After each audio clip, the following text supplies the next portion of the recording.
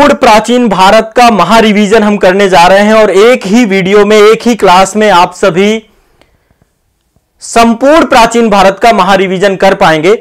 यहां पर देखिए, मैं आप सभी के साथ क्वेश्चंस लेकर के आया हूं जो कि प्राचीन भारत से जुड़े हुए हैं और प्राचीन भारत के हर एक सेक्शन से जुड़े हुए हैं। पाषाण काल से भी क्वेश्चन है, पाषाण काल के बाद इंडस वैली सिविलाइजेशन से भी हैं, वैदिक कल्चर से भी हैं, पोस्ट वैदिक कल्चर से भी हैं, महाजनपद काल से भी हैं, इसके बाद आपका मगध साम्राज्य से भी हैं, मौर्य काल से हैं, मौर्योत्तर काल से हैं, गुप्त काल से हैं, गुप्तोत्तर काल से हैं और साथ ही आर्टिन कल्चर से भी हैं। ये वो क्वेश्चन है जो एग्जाम में पूछे जाने की प्रायिकता ज्यादा होती है। ये पिछले साल से पूछे गए क्वेश्चन हैं जो बार बार रिपीट होते हैं और ये क्वेश्चन मैंने घटना चक्र जो आपकी भारत के इतिहास की आती है वहां पर बहुत शानदार काम किया गया है। आप सभी को मैं हमेशा रिकमेंड करता हूं कि घटना चक्र जरूर पढ़िए, वहीं से इन प्रश्नों को, वहां के संकलन को ही, घटना चक्र में पिछले साल के क्वेश्चनों का ही संकलन है, वहां से ही ये प्रश्न मैंने लिए हैं आप सभी के लिए। तो आप समझ सकते हैं कि एक बड़ा चुनाव है और आप सभी के लिए मैं मोतियां चुन के लाया हूं, हीरे चुन के लाया हूं। उनके माध्यम से मैं प्रयास करूंगा कि प्राचीन भारत के प्रश्न कैसे हल करें। एग्जाम हॉल पे आपके पास प्रारंभिक परीक्षा के लिए कैसे प्रश्न हल किए जाते हैं, कैसे प्रश्नों को आपको पढ़ना है और पढ़ करके क्वेश्चंस को हल करना, उस टेक्निक को सीख पाएं। तो यहां पर आपका साथ में पूरा का पूरा सहयोग होगा। आप भी कमेंट सेक्शन में क्वेश्चन पढ़ने के बाद उत्तर देने का प्रयास करिएगा क्योंकि ये सारे टॉपिक आप पढ़ चुके होंगे, ठीक है। और मैं बहुत फास्ट आपको बताऊंगा, कुछ एडिशनल इंफॉर्मेशन देनी होगी तो वो भी मैं आपको बताता जाऊंगा, ठीक है। तो ज्यादा नहीं लेंगे, आने वाला 1-1.5 घंटा मेरे साथ देना है। प्राचीन भारत का एक महा रिवीजन आपका हो जाएगा। इंटायर वीडियो से 10 घंटे में आपने डिटेल क्लास कर ली होगी, वहां पे मैंने डिटेल में पढ़ाया है, यहां पे मैंने केवल रिवीजन कराया है, केवल और केवल सिर्फ और सिर्फ रिवीजन कराया है। तो चलिए, महा रिवीजन सीरीज में आप सभी का स्वागत है, मोस्ट वेलकम है। और एक ही क्लास में आज प्राचीन भारत का रिवीजन करने के बाद हम इसको इतिश्री कर देंगे, ठीक है। तो बस शुभारंभ करते हैं सेशन का, ठीक है। मैंने आपके एग्जाम के स्तर के ही प्रश्नों को लिया है जो एग्जाम में पूछे जाएंगे, उन्हीं प्रश्नों को ज्यादातर यहां पे लेने का प्रयास किया है। देखिए, क्वेश्चन आपके सामने है और निश्चित तौर पे देखिए क्वेश्चन आपको दिखेंगे, ऐसा नहीं क्वेश्चन नहीं दिखेंगे, आसानी से दिखेंगे। कई जगह पे क्या होता है कि थोड़ा सा लाइट का बहुत ज्यादा फोकस आ जाता है, इस कारण से दिक्कत होती होगी, बट ओवरऑल आप देख पा रहे होंगे, क्वेश्चन आपको दिख पा रहे होंगे ये, ठीक है। मैं एक बार क्वेश्चन पढ़ूंगा भी आप लोगों को, तो यदि मैं क्वेश्चन पढ़ता हूं तो आप लोग क्वेश्चन को देखते जाइएगा। या फिर आप अपने फोन को जो है थोड़ा सा रेजोल्यूशन बढ़ा लीजिएगा, है ना, बहुत लो रेजोल्यूशन में मत देखिएगा, ठीक है। तो चलिए, क्वेश्चन बहुत सिंपल सा है, मैं पढ़ना चालू करता हूं एक एक क्वेश्चन, आप उत्तर देना चालू करिएगा। एक ही कब्र से 3 मानव कंकाल कहां निकले हैं, ठीक है। यह आपका पाषाण काल से जुड़ा हुआ क्वेश्चन है, पाषाण काल की साइड से जुड़ा हुआ क्वेश्चन है।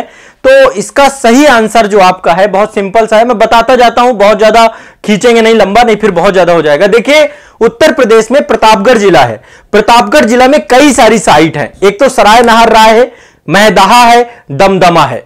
इन साइटों में लगातार उत्खनन हुआ है, अभी भी उत्खनन चल रहा है यहां पर, और यहां से बहुत सारे मानव समाधान मिले हैं। मानव समाधानों में से बहुत सारे युग्म समाधान मिले हैं जहां पर एक से ज्यादा लोगों को एक साथ दफनाया गया है। कहीं कहीं पर एक साथ 3-3 कंकाल भी मिले हैं, 3-3 मानव कंकाल भी मिले हैं।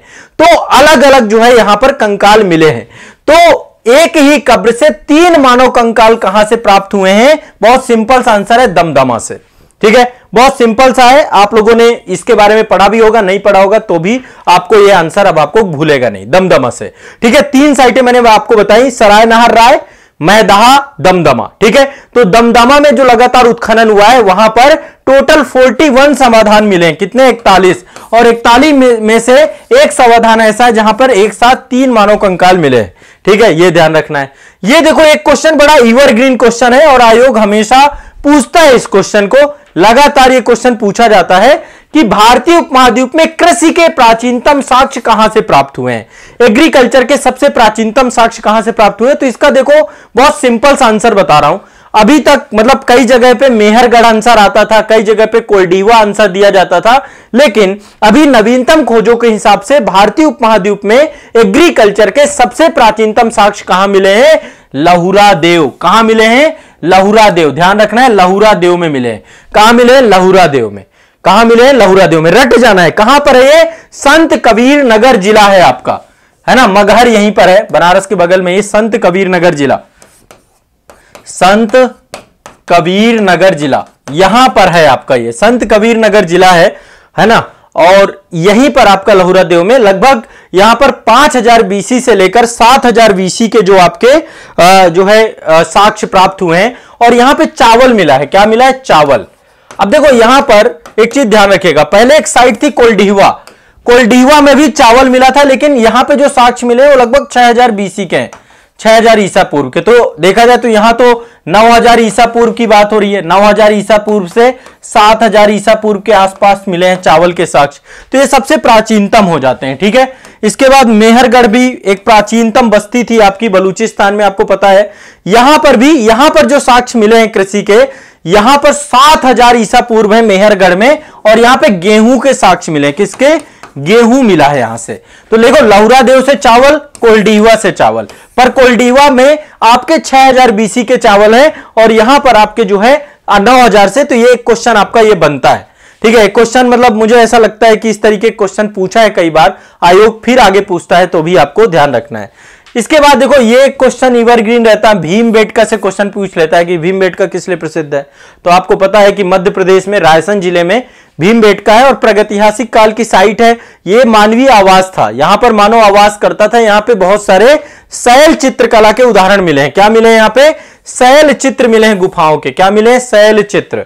ठीक है, गुफाओं के शैल चित्र मिले हैं और इन गुफाओं में मानव के द्वारा अपने जीवन से जुड़ी हुई बहुत सारी जानकारियों के बारे को पेंटिंग में उकेरा गया है। और जो पेंटिंग बनाई गई है वो सारी की सारी पेंटिंग एक्सरे फॉर्म पे बनाई गई है। हाथी, सांभर, हिरन, इन सब का शिकार करते हुए सामुदायिक जीवन जीते हुए लगभग यहां पर 700 शरण स्थलियों की पहचान की गई है और 133 से ज्यादा चित्र यहां पर प्राप्त हुए हैं।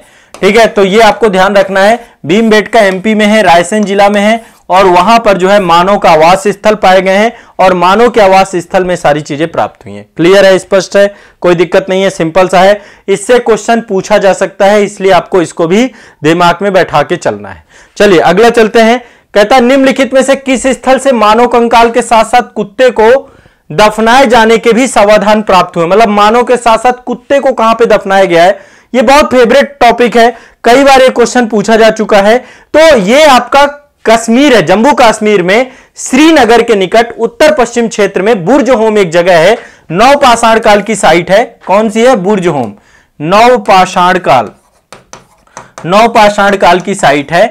और यहां पर मानव के साथ कुत्ते को दफनाए जाने के भी साक्ष्य प्राप्त हुए हैं। तो पशुपालन के बारे में भी पता चलता है ये। और यहां पर गर्तावास मिले हैं। गर्तावास मतलब गड्ढों वाले घर, गर्तावास गड्ढे वाले घर मिले, गड्ढों में घर बनाकर मानव यहां पर रहता था। ठीक है, तो जम्मू कश्मीर के श्रीनगर में उत्तर पश्चिम में बुर्ज होम में नवपाषाणिक अवस्था के मानव कंकाल के साथ कुत्ते को दफनाए जाने के साक्ष्य मिले हैं। तो देखो ये सिंपल वन लाइनर क्वेश्चन है। एग्जाम हॉल पे जब आप जाओगे तो एक तो समझिए निगेटिव मार्किंग जहां जहां पर है, बहुत सारे स्टेट पीसीएस ऐसे हैं जहां पे निगेटिव मार्किंग है, आईएएस में तो निगेटिव मार्किंग है। वहां पर आपको देखना है कि यदि क्वेश्चन पढ़ते ही आपको पता है कि यार ये मैं पहले पढ़ चुका हूं, सबसे पहला जो ऑप्शन क्लिक करता है उसको श्योरिटी के साथ आप मार सकते हो। बाकी यदि आपको लगता है यार मैंने कभी पढ़ा नहीं, मुझे पता ही नहीं, तो इनको छोड़ दो, ज्यादा अच्छा है। बहुत ज्यादा इनमें फिर उलझोगे तो फिर ये गलत कर बैठोगे, क्योंकि ये फैक्चुअल क्वेश्चन है पूरी तरीके से। कैसे क्वेश्चन है? फैक्चुअल क्वेश्चन है। कैसे क्वेश्चन है? फैक्चुअल। अब देखो एक टाइप आपका क्वेश्चन का बहुत ज्यादा जो फेवरेट है वो आता है सुमेलित करने को लेकर के। सुमेलित कीजिए, सूची 1 को सूची 2 से सुमेलित करिए।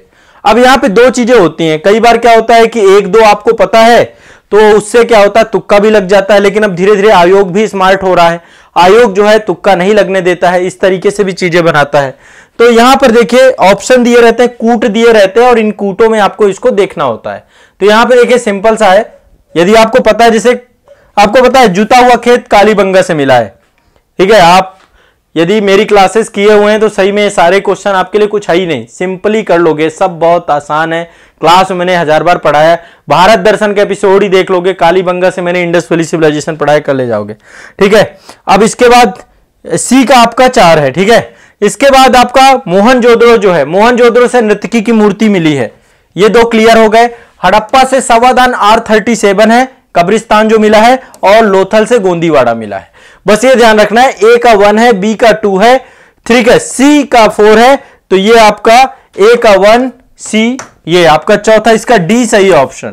थोड़ा सा सावधानी बरतना इस तरीके के क्वेश्चन में, है ना। एलिमिनेशन मेथड से भी कई बार क्वेश्चन निकल जाएगा और कई बार आपको दिक्कत भी हो सकती है, तो दोनों चीजों में थोड़ा सा समझदारी के साथ काम करना है, ठीक है।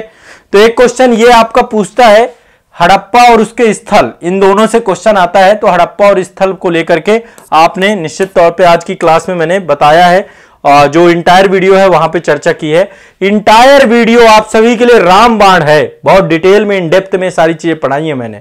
यदि आप इंटायर वीडियो को ईमानदारी के साथ पूरा कर लेते हैं, प्राचीन भारत के रट जाएंगी चीजें आपकी सारी की सारी, ये क्वेश्चन कुछ नहीं है आपको, ठीक है। चलो अगला चलते हैं। यहां पर देखिए सूची 1 और सूची 2 को सुमेलित करना है, नीचे दिए गए कूट हैं आपके। एक तो कह रहा है यहां पे नदियां हैं, देखिए कौन सी नदी के किनारे कौन सा जो है इंडस वैली सिविलाइजेशन का जो है आपका साइट थी। बहुत सिंपल है, हड़प्पा आपका रावी नदी के किनारे था, ठीक है।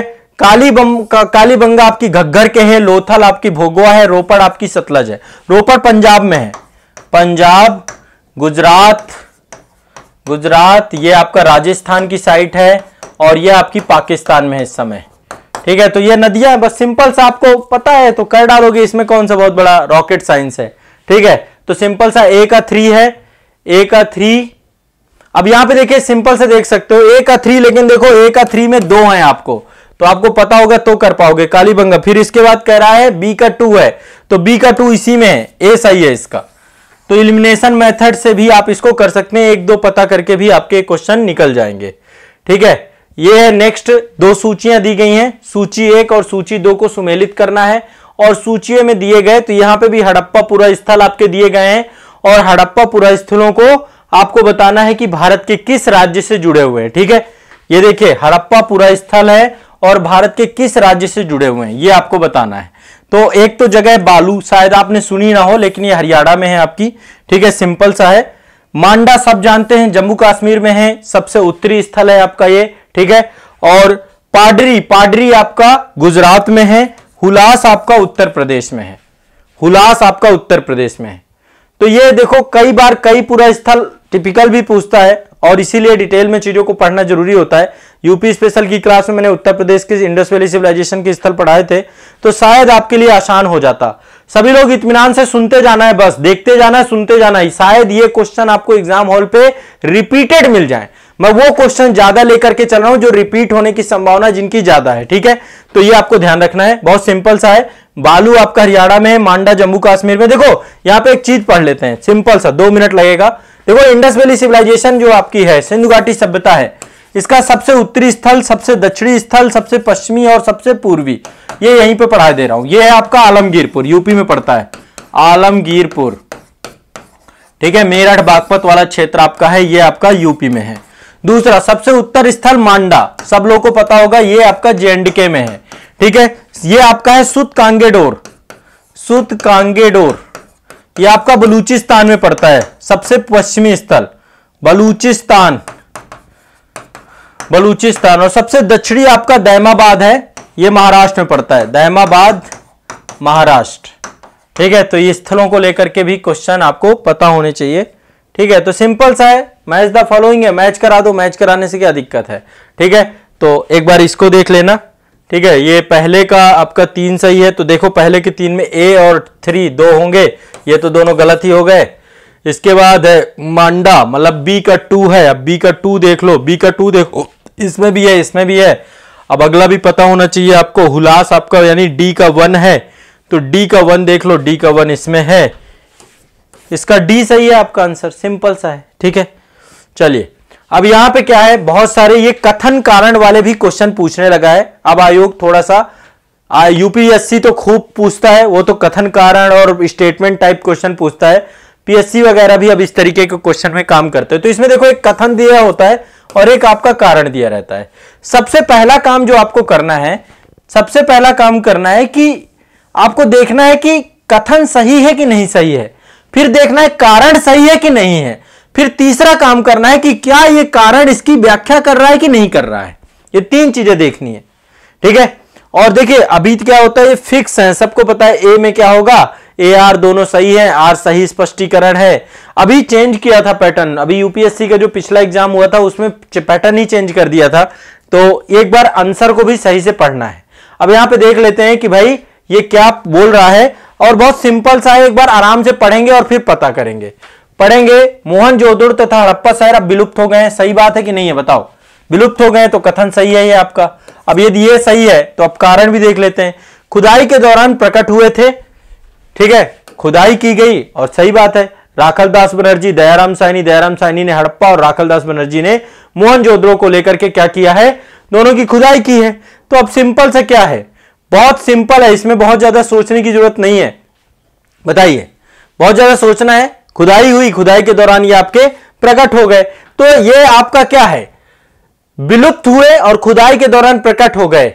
लेकिन यहां पे आप खुद सोचिए कि क्या विलुप्त होने का कारण इसमें लिखा हुआ है, विलुप्त होने का कारण नहीं यहां पे लिखा हुआ है। अब देखिए विलुप्त होने का कारण लिखा होना चाहिए ना इसमें, कि क्या कारण था कि ये विलुप्त हो गए, ये नहीं लिखा हुआ है, कोई ना कोई कारण जरूर लिखा होना चाहिए। अब यदि विलुप्त होने का कारण नहीं है तो फिर इतना ज्यादा सोचना नहीं है, आपका क्या हो जाएगा, ये इसका बी सही होगा। ए और आर दोनों सही हैं, लेकिन आर सही स्पष्टीकरण नहीं है, इसका आर सही स्पष्टीकरण नहीं है, यहीं पे ध्यान रखना है आपको, इसी चीज को लेकर चतुरता बरतनी है। अब यहां पे समझिए है क्या, मैटर क्या है। पहले देखिए कारण सही है, बिल्कुल कथन सही है, कथन सही है, कारण सही है, कारण सही है, पर क्या कारण इसको बता रहा है कि ये विलुप्त क्यों हुए।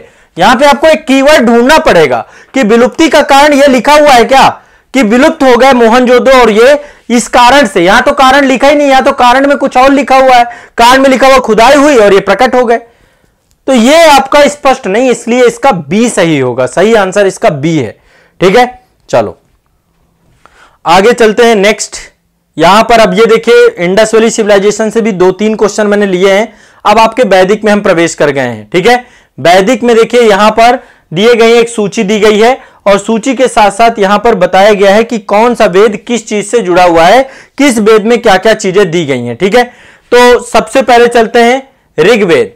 देखो ये भी मैच द फॉलोइंग है, मैं तो डायरेक्टली आपको इसको देख रहा हूं। ऋग्वेद में देखिए प्रार्थनाएं हैं, क्या है, प्रार्थनाएं दी गई हैं, बहुत सारी प्रार्थनाएं हैं, सूर्य को प्रार्थना है, इंद्र को प्रार्थना है, बहुत सारे देवताओं को प्रार्थना है। इसमें 1028 क्या है आपके सूक्त हैं टोटल, ठीक है, 10 मंडल हैं और इतने सूक्त हैं, ठीक है। और यदि हम मंत्रों की बात करें तो 100552 ये आपके टोटल मंत्र हैं इसमें, ठीक है, ऋचाएं या मंत्र है इसमें, श्लोक हैं। यजुर्वेद कर्मकांड से जुड़ा हुआ है, किससे जुड़ा हुआ है, कर्मकांड से, तो ये आपका कर्मकांड है, यहां पर कर्मकांड है, यज्ञ कर्मकांड, इसके भी 2 भाग हैं, कृष्ण यजुर्वेद, शुक्ल यजुर्वेद, ठीक है। यदि हम सामवेद की बात करें तो संगीतमय स्रोत है, यहां पर संगीत के बारे में चर्चा की गई है, ठीक है। इसके बाद जो है अथर्ववेद जो आपका है ये तंत्र मंत्र और वशीकरण से जुड़ जाता है, ठीक है। यहां पे तंत्र मंत्र वशीकरण इनके बारे में भी चर्चा की गई है। तो सिंपल सा है, बस इतना पता है तो आपको कर देना है, सिंपल सा। इसका आंसर क्या निकल के आएगा, आंसर अब आप निकाल लो। ए का आपका क्या सही है, 4। अब यहां पे ए के 4 में एक ये है, एक ये है। इसके बाद चलिए इसमें बी का क्या है, 2, तो बी का 2 यहां पे मिल जाएगा आपको, बी का 2, ठीक है। तो सिंपल सा ये आपका निकल गया, ठीक है, बी का 2 है तो इसका ए सही हो जाएगा, सी का 1 है और इसका डी का 3 है। चलिए आगे चलते हैं। यहां पर देखिए आपके वेद दिए गए हैं और दूसरी तरफ उनसे जुड़े हुए जो आपके ब्राह्मण ग्रंथ हैं उनके बारे में चर्चा की गई है, ठीक है। इन दोनों को लेकर के आपको ध्यान में रखना है। क्लियर है, स्पष्ट है। यहां पर देखिए ये आपके 2 सूचियां दी गई हैं कि कौन कौन से ब्राह्मण ग्रंथ किससे जुड़ते हैं। तो ऋग्वेद से 2 जुड़ते हैं, ऐतरेय और कौशितकी। तो ऐतरेय है आपका ऋकव्वे, मतलब सिंपल से याद कर लीजिए, ऋग्वेद से कौशितकी और ऐतरेय 2 जुड़ते हैं आपके, ठीक है। सामवेद आपका है, सामवेद से जुड़ते हैं पंचविश, सामवेद से पंचविश। यजुर्वेद से शतपथ ब्राह्मण, ये क्वेश्चन बहुत बार पूछा जाता है, यजुर्वेद से शतपथ ब्राह्मण, यजुर्वेद से शतपथ ब्राह्मण, यजुर्वेद से शतपथ ब्राह्मण, यजुर्वेद से शतपथ ब्राह्मण, दिमाग में बैठा के रखना, यजुर्वेद से क्या है, शतपथ ब्राह्मण, ठीक है।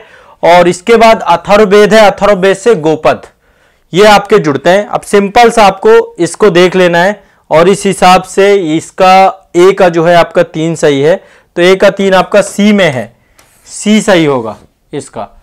ठीक है, तो ये आपको लिस्ट है, सूची है, याद है, क्लास की है आपने, तो वहां पर आपको ये चीजें निकल जाएंगी। अब देखो साथ साथ आप लोग भी देखते जाओ कि आपको कितनी क्लिक कर रही है चीजें, कितनी रिकॉल हो रही हैं। एग्जाम हॉल पे रिकॉल ही तो करना है, और अभी रिकॉल नहीं हो रहा है, घबराना नहीं है, आपका रिवीजन भी हो रहा है, रिकॉल हो जाएगा, घबराना। यदि पढ़ लिया है तो रिकॉल होगा एग्जाम हॉल पे, बस इतनी गारंटी लीजिए। इतना मैं आपको बोल रहा हूं, एग्जाम हॉल पे आपको चीजें रिकॉल जरूर होंगी। ठीक है, चलो आगे चलते हैं। यहां पे वैदिक नदियां हैं और उनके नाम दिए गए हैं, आधुनिक नाम। ठीक है, वैदिक नदियां और उनके आधुनिक नाम सिंपल सा है। कुभा किसको बोलते हैं? कुभा काबुल, कुभा आपकी काबुल नदी है। पुरुषणी, पुरुषणी आपकी राबी नदी है। ठीक है, पुरुषणी नदी। सदा नीरा, सदा नीरा आपकी कौन सी नदी है? सदा नीरा गंडक नदी है आपकी, और सतुद्री आपकी सतलज नदी है। ठीक है, तो प्राचीन नदियों और इससे भी क्वेश्चन कई बार पूछा गया है, ये भी आपको दिमाग में बैठा के रखना है। तो ये सिंपल सा है आपका। कूट अब आप मिलान कर लीजिए, ए का 2 है सही, ए का 2 सही है तो बी सही होगा आपका इसमें। ए का 2 सही है, बी का आपका 3 सही है। ठीक है, तो ये आपका सही ऑप्शन आपका हो गया इसमें। क्लियर है, स्पष्ट है, ये आपका सही ऑप्शन। चलिए वेरी गुड, बहुत बढ़िया। एक क्वेश्चन अब बौद्ध धर्म में चलते हैं। क्वेश्चन पूछा जाता है कि बुद्ध ने, महात्मा बुद्ध ने सबसे ज्यादा अपने सर्वाधिक उपदेश कहां पे दिए हैं? ठीक है, तो बुद्ध ने सर्वाधिक उपदेश कहां पे दिए हैं? सबसे ज्यादा बुद्ध ने उपदेश दिए हैं श्रावस्ती में। कहां पर दिए हैं? श्रावस्ती में। सबसे ज्यादा महात्मा बुद्ध ने उपदेश कहां दिए हैं? श्रावस्ती में। ठीक है, देखिए सबसे ज्यादा शिष्य जो थे वो कौशल राज्य में थे, और उसकी राजधानी ही श्रावस्ती थी। ठीक है, कौशल की राजधानी, कौशल महाजनपद था, कौशल की राजधानी श्रावस्ती थी। तो श्रावस्ती में बुद्ध के सबसे ज्यादा शिष्य थे, इसलिए बुद्ध ने सबसे ज्यादा उपदेश कहां दिए हैं? श्रावस्ती में। ठीक है, सिंपल सा है, बौद्ध धर्म से जुड़ा हुआ क्वेश्चन है। ठीक है, चलिए अगला चलते हैं। नेक्स्ट कह रहा है निम्नलिखित में से 4 स्थानों में बौद्ध संगतियां हुई हैं, और बौद्ध संगतियों का सही कालानुक्रम बता दीजिए। मैंने ये टॉपिक अभी आपको पढ़ाया भी था, एक प्रॉपर एक क्लास में मैंने आपको पढ़ाया था कि पहली बौद्ध संगति कहां हुई, दूसरी कहां हुई, तीसरी कहां हुई, चौथी कहां हुई, ये मैंने आपको बताया था। तो पहली बौद्ध संगति किसके? मगध नरेश अजातशत्रु। जैसे महात्मा बुद्ध जी का महापरिनिर्वाण होता है, अजातशत्रु के कार्यकाल में राजगृह में पहली बौद्ध संगति हुई। तो सबसे पहले 2 नंबर, सबसे पहले कहां हुई? राजगृह या राजगीर में हुई, सप्तपर्णी गुफा में हुई। उसके 100 साल बाद दूसरी बौद्ध संगति का आयोजन कालाशोक के शासनकाल में किया गया था, और यह वैशाली में किया गया था। तो दूसरे नंबर पे वैशाली यानी कि 1 नंबर। ठीक है, इसके बाद कुंडलवन, ये आपका कश्मीर में चौथी बौद्ध संगति आपकी हुई थी। चौथी बौद्ध संगति किसके टाइम पे हुई थी? कनिष्क के टाइम पे। लेकिन उससे पहले तीसरी बौद्ध संगति मौर्य सम्राट अशोक के टाइम पीरियड पे हुई थी, पाटलिपुत्र में। तो तीसरी यहां पे हुई थी, तो यहां पे आएगा 4 नंबर। और इसके बाद आपका चौथे नंबर पे कश्मीर कुंडल वन में आपकी हुई थी, चौथी कनिष्क के टाइम पीरियड पे। ठीक है, वसुमित्र और अश्वघोष की अध्यक्षता में। सिंपल सा है। ठीक है, देख लो इसका क्या सही होगा। 3-1 नहीं गड़बड़, 3143 ये सही है, इसका सही आंसर डी सही है। ठीक है, इसका क्या सही है? डी सही है। सिंपल सा है, आपको एक बार देखना। और यहां पे देखिए जल्दबाजी नहीं करना है। अभी आप देख रहे थे मैं खुद जल्दबाजी कर गया, जल्दबाजी नहीं करना, इत्मीनान से ऑप्शन देखना और फिर करना है। ठीक है, जल्दबाजी करने से बचना है। इसके बाद यहां पे भी सूची दी गई है, और इन सूचियों के बारे में पूछा गया है। ये भी महात्मा बुद्ध से जुड़े हुए हैं कि महात्मा बुद्ध के प्रतीक चिन्ह कौन कौन से हैं, उनके जीवन के जुड़े हुए घटनाक्रमों से। तो सिंपल सा है, ये भी यदि आपने पढ़ा है तो आप कर ले जाओगे। जन्म से तो कमल जुड़ता है। ठीक है, जन्म से कमल जुड़ता है। प्रथम जो उन्होंने प्रवचन दिया था या पहला उपदेश दिया, धर्मचक्र प्रवर्तन बोलते हैं। ठीक है, महाबोधि आपका बोधि वृक्ष से जुड़ा हुआ है उनका, और गृह त्याग की घटना घोड़ा से जुड़ी हुई है। तो ये आपके प्रतीक चिन्ह है। जन्म आपका कमल से, प्रथम प्रवचन धर्मचक्र प्रवर्तन, महाबोधि बोधि वृक्ष, और त्याग आपका घोड़ा, इससे जुड़ा हुआ है। ठीक है, स्पष्ट है। तो इसका जो है ऑप्शन ए का 4 है। ए का 4 जो है आपका इसमें है, डी नंबर पे भी है और बी पे भी है। ठीक है, और इसका दूसरा है बी का 2। हाँ, तो ये सही होगा आपका, डी नंबर सही है, इसका डी नंबर सही है। सिंपल सा है। चलिए नेक्स्ट है एशिया, लाइट ऑफ एशिया किसे कहा जाता है? एशिया का ज्योतिपुंज किसे कहा जाता है? लाइट ऑफ एशिया के नाम से कौन जाने जाते हैं? तो लाइट ऑफ एशिया के नाम से गौतम बुद्ध को जाना जाता है। किसे जाना जाता है? गौतम बुद्ध को। लाइट ऑफ एशिया के नाम से गौतम बुद्ध जाने जाते हैं। नेक्स्ट है क्षणिकवाद का प्रतिपादन किसने किया? क्षणिकवाद का प्रतिपादन, देखिए एक चीज और ध्यान रखिएगा लाइट ऑफ एशिया के बारे में, एक चीज और जान लीजिए। इसकी पुस्तक, एक पुस्तक है आपकी लाइट ऑफ एशिया, ठीक है, एक बुक लिखी गई है। किसने लिखी? एडविन अर्नाल्ड ने। मान लीजिए क्वेश्चन पूछ लेता है, एडविन अर्नाल्ड, उसकी पुस्तक है आपकी एडविन अर्नाल्ड। एडविन अर्नाल्ड की पुस्तक है लाइट ऑफ एशिया। तो उसी के तहत ही ये पूरा का पूरी जानकारी महात्मा बुद्ध के ऊपर लिखी गई है, ठीक है। महात्मा बुद्ध के ऊपर है लाइट ऑफ एशिया पुस्तक, ध्यान रखना इस बात को, ठीक है। चलिए अगला है क्षणिकवाद का प्रतिपादन किसने किया है? तो क्षणिकवाद का प्रतिपादन ये बौद्ध धर्म में किया गया है, महात्मा बुद्ध से जुड़ा हुआ है। क्षणिकवाद का सिद्धांत बुद्ध से संबंधित है। क्षणिकवाद का मतलब होता है कि बुद्ध के अनुसार संसार में कुछ भी स्थायी नहीं है, कुछ भी नित्य नहीं है, कुछ भी हमेशा के लिए नहीं है, हर चीज एक समय बाद समाप्त हो जाएगी। नित्य क्या है? सिर्फ और सिर्फ आपकी आत्मा, आत्मा भी जो है आपकी बाद में परमात्मा में जाके विलीन हो जाएगी। तो यह जीवन क्षणिक है, अस्थायी है, इसलिए हमें भौतिक चीजों से बचने का प्रयास करना चाहिए और इसीलिए अपरिग्रह के कॉन्सेप्ट को लेकर के आए थे महात्मा बुद्ध। तो यह भी आपको दिमाग में बैठाना है, ठीक है। तो यह क्षणिकवाद का सिद्धांत बुद्ध से जुड़ा हुआ है। नेक्स्ट है, निम्नलिखित में से कौन सा भावी बुद्ध है जो कि संसार की रक्षा के लिए अवतरित होंगे? इनका नाम है मैत्रेय, आने वाला बुद्ध। यह क्वेश्चन पूछा जा चुका है। बौद्ध मान्यताओं के हिसाब से क्या है? मैत्रेय एक बोधिसत्व है जो पृथ्वी पर भविष्य में आएंगे और बुद्धत्व प्राप्त करेंगे, बुद्धि की तरफ पहुंचेंगे, ज्ञान की तरफ पहुंचेंगे और धर्म की शिक्षा देंगे, ठीक है। तो यह दिमाग में बैठा के रखिएगा। क्लियर है? स्पष्ट है? और मैत्रेय कब आएंगे? जब समाज पूरी तरीके से क्या हो जाएगा? अनाचार बढ़ जाएगा, सुरक्षित हो जाएगा, लोगों की स्थितियां खराब हो जाएंगी, त्राही त्राही मच जाएगा, मानव जीवन में संघर्ष चालू हो जाएगा। तब जो है यदा यदा ही धर्मस्य ग्लानिर्भवति भारत, उसी तरीके से आने वाले बुद्ध का नाम मैत्रेय है। यह भी ध्यान रखिएगा, यह क्वेश्चन भी ध्यान रखना है आपको। एक ये क्वेश्चन भी बहुत पूछा जाता है, पद्म पाणि का चित्र, यह आप लोगों ने देखा होगा, हाथ में जो है कमल लिए हुए एक चित्र बड़ा जो है हमेशा वायरल होता रहता है। तो ये कौन थे आपके? पद्म पाणि कौन थे आपके? ठीक है, पद्म पाणि का चित्र सर्वाधिक कहां पर चित्रकारी? अजंता की गुफाओं में। अजंता की गुफाओं में एक चित्र आप देखेंगे, एक बोधिसत्व का चित्र है ना। और ये पद्म पाणि, हाथ में इन्होंने क्या ले रखा है? पद्म ले रखा है, ठीक है। तो गुफा संख्या 1 में आपका ये चित्र है, अजंता की गुफा संख्या 1 में ये चित्र है आपका, ठीक है। तो इसमें बोधिसत्व पद्म पाणि को राजसी शैली में नीलम जड़ित मुकुट पहने हुए दिखाया गया है और ये जो है आपका उनके दाहिने हाथ पर जो है कमल पुष्प पकड़े हुए दिखाया गया है। नेक्स्ट है, चैत्य और बिहार में क्या अंतर है? ठीक है, ये भी बौद्ध धर्म से जुड़े हुए हैं, इससे भी बहुत सारे क्वेश्चन पूछता रहता है आपके आए दिन। तो चैत्य आपका क्या होता है? पूजा स्थल होता है और बिहार आपका निवास स्थान होता है। ध्यान रखिएगा, ये मैंने अभी आर्ट एंड कल्चर के मास्टर वीडियो में भी बताया था। चैत्य पूजा स्थल है, बिहार निवास स्थान है। चैत्य पूजा स्थल है, बिहार निवास स्थान है, ध्यान रखना है। चैत्य पूजा स्थल है। चैत्य का शाब्दिक अर्थ है चिता संबंधित, है ना, यानी 100 दाह के पश्चात बचे हुए अवशेषों को भूमि में गाड़ देना और उनके ऊपर समाधियां बना देना।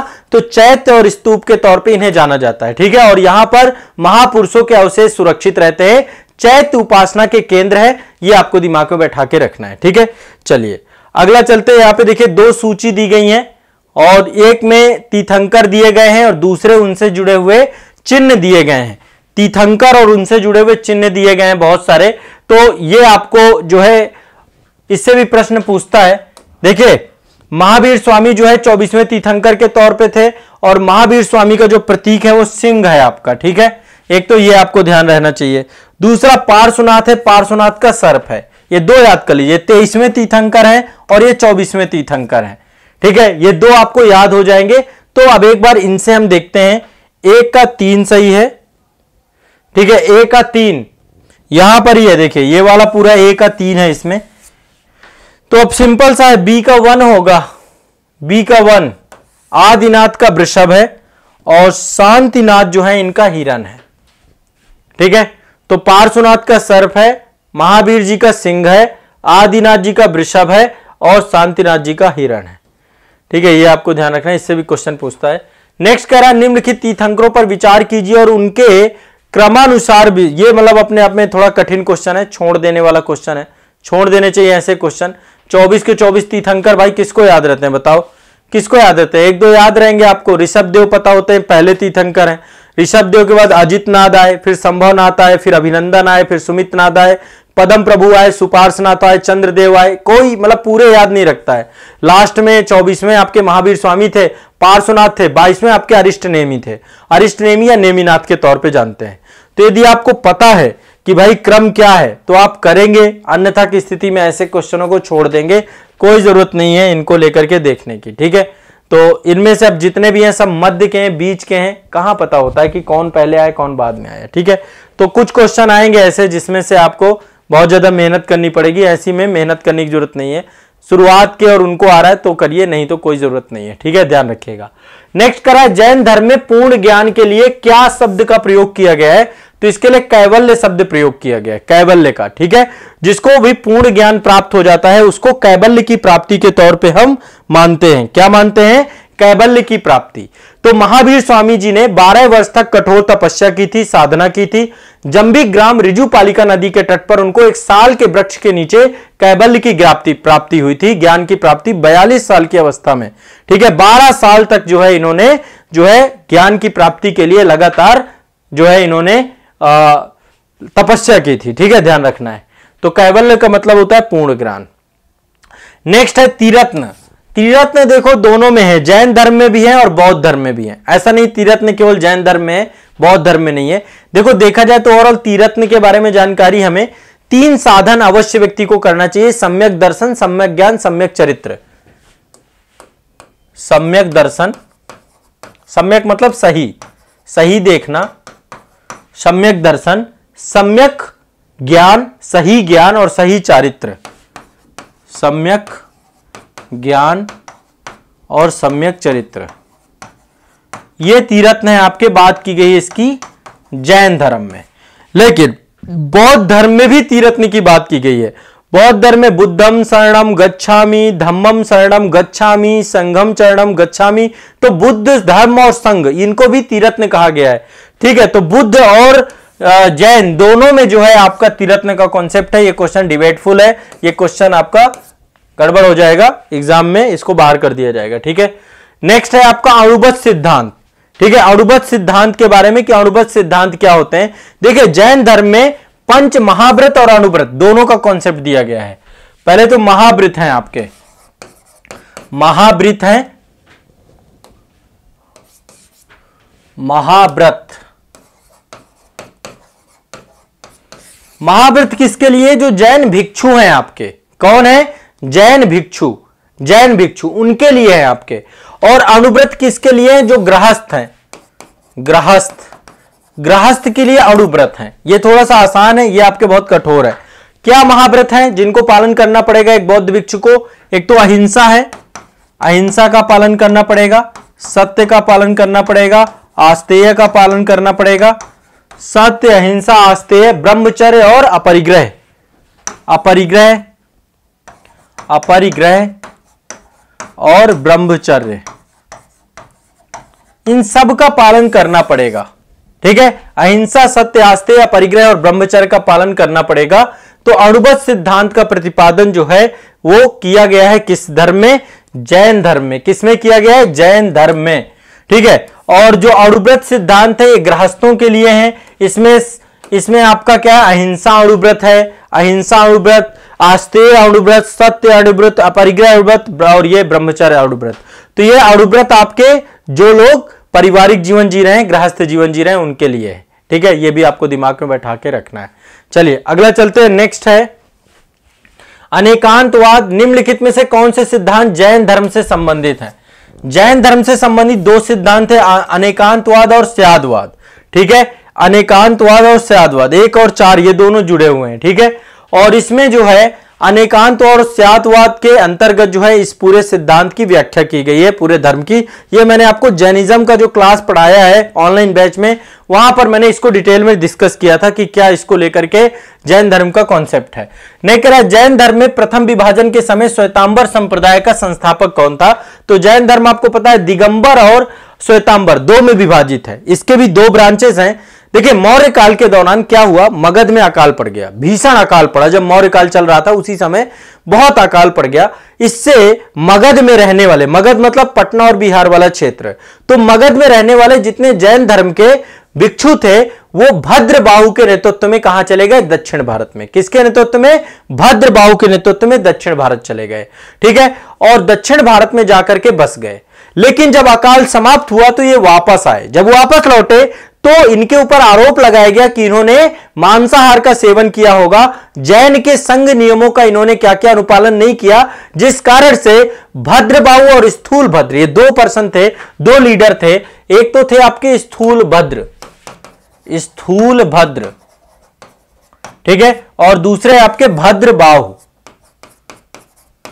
इन दोनों के बीच में मत वैभिन्न हो गया, और मत वैभिन्न होने के कारण से दो आपके वर्ग बन गए, दो क्लास डिवाइडेड हो गए। एक तो आपका बन गया दिगंबर और दूसरा बन गया आपका श्वेतांबर। तो स्थूल भद्र के साथ जो थे आपके वे सारे श्वेतांबर हुए। जो अकाल के समय मगध में ही रहे वो आपके क्या हो गए, ठीक है, तो ये आपको दिमाग में रखना है, सफेद वस्त्र धारण करने वाले हो गए। और भद्रबाहु आपके निर्वस्त्र रहने लगे। ये आपके निर्वस्त्र, दिगंबर है आपके निर्वस्त्र रहते हैं, दिगंबर निर्वस्त्र, ठीक है, ये दिमाग में बैठा के रखना है। तो भद्रबाहु और स्थूल भद्र को लेकर के, मतलब इसमें हुआ क्या, चूंकि अकाल पड़ गया था मगध में, तो अकाल के दौरान इन्होंने जो है जैन नियमों को तोड़ दिया, जिस कारण से पूरा का पूरा विभाजन हुआ। तो सिंपल सा क्वेश्चन है, जैन संप्रदाय के प्रथम विभाजन में श्वेतांबर संप्रदाय का कौन था, स्थूल भद्र, ठीक है, स्थूल भद्र के द्वारा लीड किया गया था, दिगंबर को उन्होंने लीड किया था। नयनार कौन है, ठीक है, नयनार और अलवार से भी क्वेश्चन पूछता है, बहुत सिंपल सा है, ठीक है। देखिए आपको पता है पूर्व मध्यकाल में भक्ति भावना का जो एक तरीके से भक्ति आंदोलन जो प्रारंभ हुआ वो दक्षिण भारत में प्रारंभ हुआ। दक्षिण भारत में बहुत सारे संत हुए, शंकराचार्य हुए, फिर रामानुजाचार्य हुए। तो वहां पर अद्वैतवाद, द्वैतवाद, द्वैताद्वैतवाद, विशिष्ट अद्वैतवाद, है ना, रामानुजाचार्य के बाद विशिष्ट अद्वैतवाद के बारे में उन्होंने प्रतिपादित किया। तो भक्ति आंदोलन की शुरुआत दक्षिण भारत में हुई, दक्षिण भारत में तमिल भाषी क्षेत्र में हुआ। और यहां पर दो संप्रदाय थे, एक तो अलवार थे, दूसरे नयनार थे। तो अलवार जो थे भगवान विष्णु के उपासक थे, अलवार आपके भगवान विष्णु के उपासक थे, और जो नयनार थे ये शैव के उपासक थे, भगवान शिव के उपासक थे, ठीक है। तो ये आपको ध्यान रखना है, भगवान विष्णु की पूजा करने वाले दक्षिण भारत के संतों को अलवार कहा गया और शिव की उपासना करने वालों को नयनार कहा गया, ठीक है। इन्होंने दोनों ने ईश्वर की प्राप्ति के लिए प्रेम और समर्पण को, मोक्ष के मार्ग के बारे में बताया और जाति प्रथा और इसका कठोरता से विरोध किया, ठीक है, ये ध्यान रखना है। नेक्स्ट है हेलियोडोरस, ठीक है, हेलियोडोरस का बेस नगर अभिलेख, ये किससे जुड़ा हुआ है, बेस नगर, विदिशा वाला क्षेत्र है आपका, उससे जुड़ा हुआ है, ठीक है। तो ये आपका जो है भागवत धर्म से जुड़े हुए थे। भागवत धर्म का पहला जो है आपका ये प्रथम अभिलेख के तौर पे है। ये आपका एक जो है हेलियोडोरस का गरुड़ स्तंभ है। इससे पता चलता है कि जो यवन का राजदूत था हेलियोडोरस, उसने भागवत धर्म को ग्रहण कर लिया था और भगवान वासुदेव को जो है देवताओं का देवता इसके द्वारा बोला गया था, देव देवश बोला गया था, ठीक है। तो हेलियोडोरस का जो है बेस नगर अभिलेख है, इसमें वासुदेव के बारे में चर्चा मिलती है। किसके बारे में, वासुदेव के बारे में चर्चा मिलती है, ठीक है। यह आपको ध्यान रखना, भागवत धर्म से जुड़ा हुआ है, भागवत धर्म से। इसके बाद नेक्स्ट है प्रस्थानत्रयी। प्रस्थानत्रयी में किनको सम्मिलित नहीं किया गया है, प्रस्थानत्रयी में किनको सम्मिलित नहीं किया गया, ध्यान रखिएगा। उपनिषद, भागवत गीता और ब्रह्मसूत्र, इन तीनों को यदि हम मिला देते हैं तो इनको एक शब्द बोला जाता है प्रस्थानत्रयी, ठीक है। उपनिषद, ब्रह्मसूत्र और भगवत गीता, इन तीनों को मिला देते हैं तो प्रस्थानत्रयी मिलती है। और ये वेदांत का सबसे प्रमुख जो है ग्रंथ के तौर पे होता है आपका, ठीक है। तो सिंपल सा है, इसका ऑप्शन ए सही होगा। क्या सही होगा, ए सही होगा। ए आपका भागवत आपका इसका प्रस्थानत्रयी का हिस्सा नहीं है, प्रस्थानत्रयी का हिस्सा भागवत नहीं है, ठीक है। यह भी आपको ध्यान रखना है, इससे भी क्वेश्चन आपको ध्यान में रखना है, आएगा, पूछा जा सकता है, ठीक है। चलिए आगे बढ़ते हैं। नेक्स्ट है पाटलिपुत्र के संस्थापक कौन थे, उदयन। उदयन कौन थे? हर्यक वंश से जुड़े हुए थे। बिंबिसार, अजातशत्रु, फिर उदयन आता है। ठीक है, तो पाटलिपुत्र की स्थापना उदयन ने की। कौन था? अजातशत्रु का उत्तराधिकारी था। गंगा और सोन नदी के किनारे इसने एक किला बनाया और मगध की राजधानी पाटलिपुत्र उसने स्थानांतरित कर ली। पहले राजधानी राजगीर होती थी, राजगृह होती थी, वो राजधानी जो है गंगा नदी के किनारे पटना को, यही पाटलिपुत्र आपका आधुनिक पटना है। ठीक है, फिर यहां पे बहुत सारे वंश हुए। आपका हर्यक वंश के बाद जो है शिशुनाग वंश आया, फिर नंद वंश आया, फिर मौर्य वंश आया, और तब तक ये आपका गुप्त वंश तक राजधानी रहा ये भारत की। पूरे भारत का केंद्र बिंदु बन गया आपका पाटलिपुत्र। ठीक है, यहां पे नेक्स्ट है, निम्नलिखित में से प्रारंभिक गणतंत्रों में से कौन सा गणतंत्र नहीं है? देखिए, आपको पता है 16 महाजनपद जब थे तब गणतंत्र भी थे। ठीक है, महात्मा बुद्ध के समय पे भारत में टोटल 8 प्रमुख गणतंत्रों के बारे में जानकारी मिलती है। 8 से ज्यादा भी गणतंत्र थे, लेकिन मुख्य 8 कौन कौन से? कपिलवस्तु के शाक्य, सुम सुमारगिरी के भग्ग, अलकप्प के बुली, केशपुत्र के कलाम, रामग्राम के कोलिये, कुशीनारा के मल्ल, पावा के मल्ल, पिपली वन के मौर्य, वैशाली के लिच्छवी और मिथिला के विदेह। ये टोटल 10 हो गए आपके। ठीक है, तो एक बार फिर से मैं बता रहा हूं, कपिलवस्तु के शाक्य, यहीं से महात्मा बुद्ध जुड़े हुए थे। सुम सुमारगिरी के भग्ग, भग्ग केवल याद रखिए। अलकप्प के बुली, बुली याद रखिए। केशपुत्र के कलाम, कलाम याद रखिए। रामग्राम के कोलिये, कोलिये याद रखिए। कुशीनारा के मल्ल, पावा के मल्ल। 2 मल्ल थे, कुशीनारा के मल्ल अलग है, पावा के मल्ल अलग है। पावा के जो मल्ल है वहां पर जो महावीर स्वामी है उनका जो है महापरिनिर्वाण हुआ है, और कुशीनारा के मल्ल पे भगवान बुद्ध का जो है महापरिनिर्वाण हुआ अपने जीवन का अंतिम समय। तो कुशीनारा के मल्ल, पावा के मल्ल, पिपली वन के मौर्य, वैशाली के लिच्छवी, मिथिला के विद्रोह। ठीक है, तो यहां पर कह रहा है निम्नलिखित में से प्रारंभिक गणतंत्र कौन नहीं है? तो आपको शाक्य भी है, लिच्छवी भी है। ठीक है, और यौधेय, देखो यौधेय के बारे में भी जानकारी मिलती है कि यौधेय भारत का पहला गणतंत्र था। किसमें जानकारी मिलती है? पाणिनि के द्वारा एक पुस्तक लिखी गई है अष्टाध्यायी, तो उसमें आपको पाणिनि की पुस्तक में जानकारी मिलती है कि यौधेय भारत का पहला जो है आपका क्या था। तो ये आपके सारे के सारे प्रारंभिक गणतंत्र थे। ये क्वेश्चन डिबेटफुल है। ठीक है, ये क्वेश्चन डिबेटफुल है, सारे के सारे इससे जुड़ते हैं। क्लियर है, स्पष्ट है, बहुत आसान है, बहुत ज्यादा सोचना नहीं है। नेक्स्ट आगे चलते हैं। कह रहा 16 महाजनपदों के बारे में जानकारी कहां से मिलती है? तो 16 महाजनपदों के बारे में जानकारी कहां से मिलती है? एक तो बौद्ध ग्रंथ है आपका अंग्युत्तर निकाय। कहां से? बौद्ध ग्रंथ अंग्युत्तर निकाय। ठीक है, यह है आपका बौद्ध ग्रंथ अंग्युत्तर निकाय से जानकारी मिलती है 16 महाजनपदों की। कौन कौन से थे? अंग, मगध, काशी, कोसल, बज्जी, मल्ल, चेदी, वत्स, कुरु, पंचाल, सूरसेन, मत्स्य, अस्मक, अवंती, गंधार, कंबोज। रट जाना है, दिमाग में याद कर लेना है। अंग, चंपा थी राजधानी। अंग, मगध, काशी, कोसल, वज्जी, मल्ल, चेदी, वत्स, कुरु, पंचाल, मत्स्य, सूरसेन, अस्मक, अवंती, गंधार, कंबोज। सबसे दक्षिणी कौन था आपका? अस्मक। सबसे दक्षिणी कौन सा था आपका? अस्मक। सबसे दक्षिणी था अस्मक। तो 16 महाजनपदों के बारे में जानकारी मिलती है अंग्युत्तर निकाय में। और जैन ग्रंथ है भगवती सूत्र, भगवती सूत्र में भी जानकारी मिलती है 16 महाजनपदों की। यह भी आपको दिमाग में बैठा के चलना है। ठीक है, चलिए, तो 6ठी शताब्दी ईसा पूर्व 16 महाजनपदों के बारे में जानकारी अंग्युत्तर निकाय से मिलती है। नेक्स्ट कह रहा है ये कालक्रम के हिसाब से बताओ कि भैया पहले कौन आया, बाद में कौन आया। ठीक है, तो सबसे पहले आपका आया हर्यक वंश। किसने स्थापना की हर्यक वंश की? स्थापना की बिंबिसार ने। 544 बीसी में आपका ये स्टैब्लिश हुआ था। 544 से लेकर 412 बीसी तक आपका हर्यक वंश था। ठीक है, मगध का पहला वंश था हर्यक वंश, ध्यान रखना इस बात को। हर्यक वंश के बाद आपका मौर्य वंश जो है, मौर्य वंश का समय पीरियड आपका 321 बीसी है आपका। 321 बीसी में चंद्रगुप्त मौर्य के द्वारा यह बनाया गया और 184 बीसी तक रहा। ठीक है, इसके बाद नंद वंश मौर्य वंश से पहले था। 344 बीसी से लेकर के 321 बीसी तक आपका ये था। शुंग वंश आपका मौर्य वंश के बाद आया, मौर्य वंश के बाद शुंग वंश आया।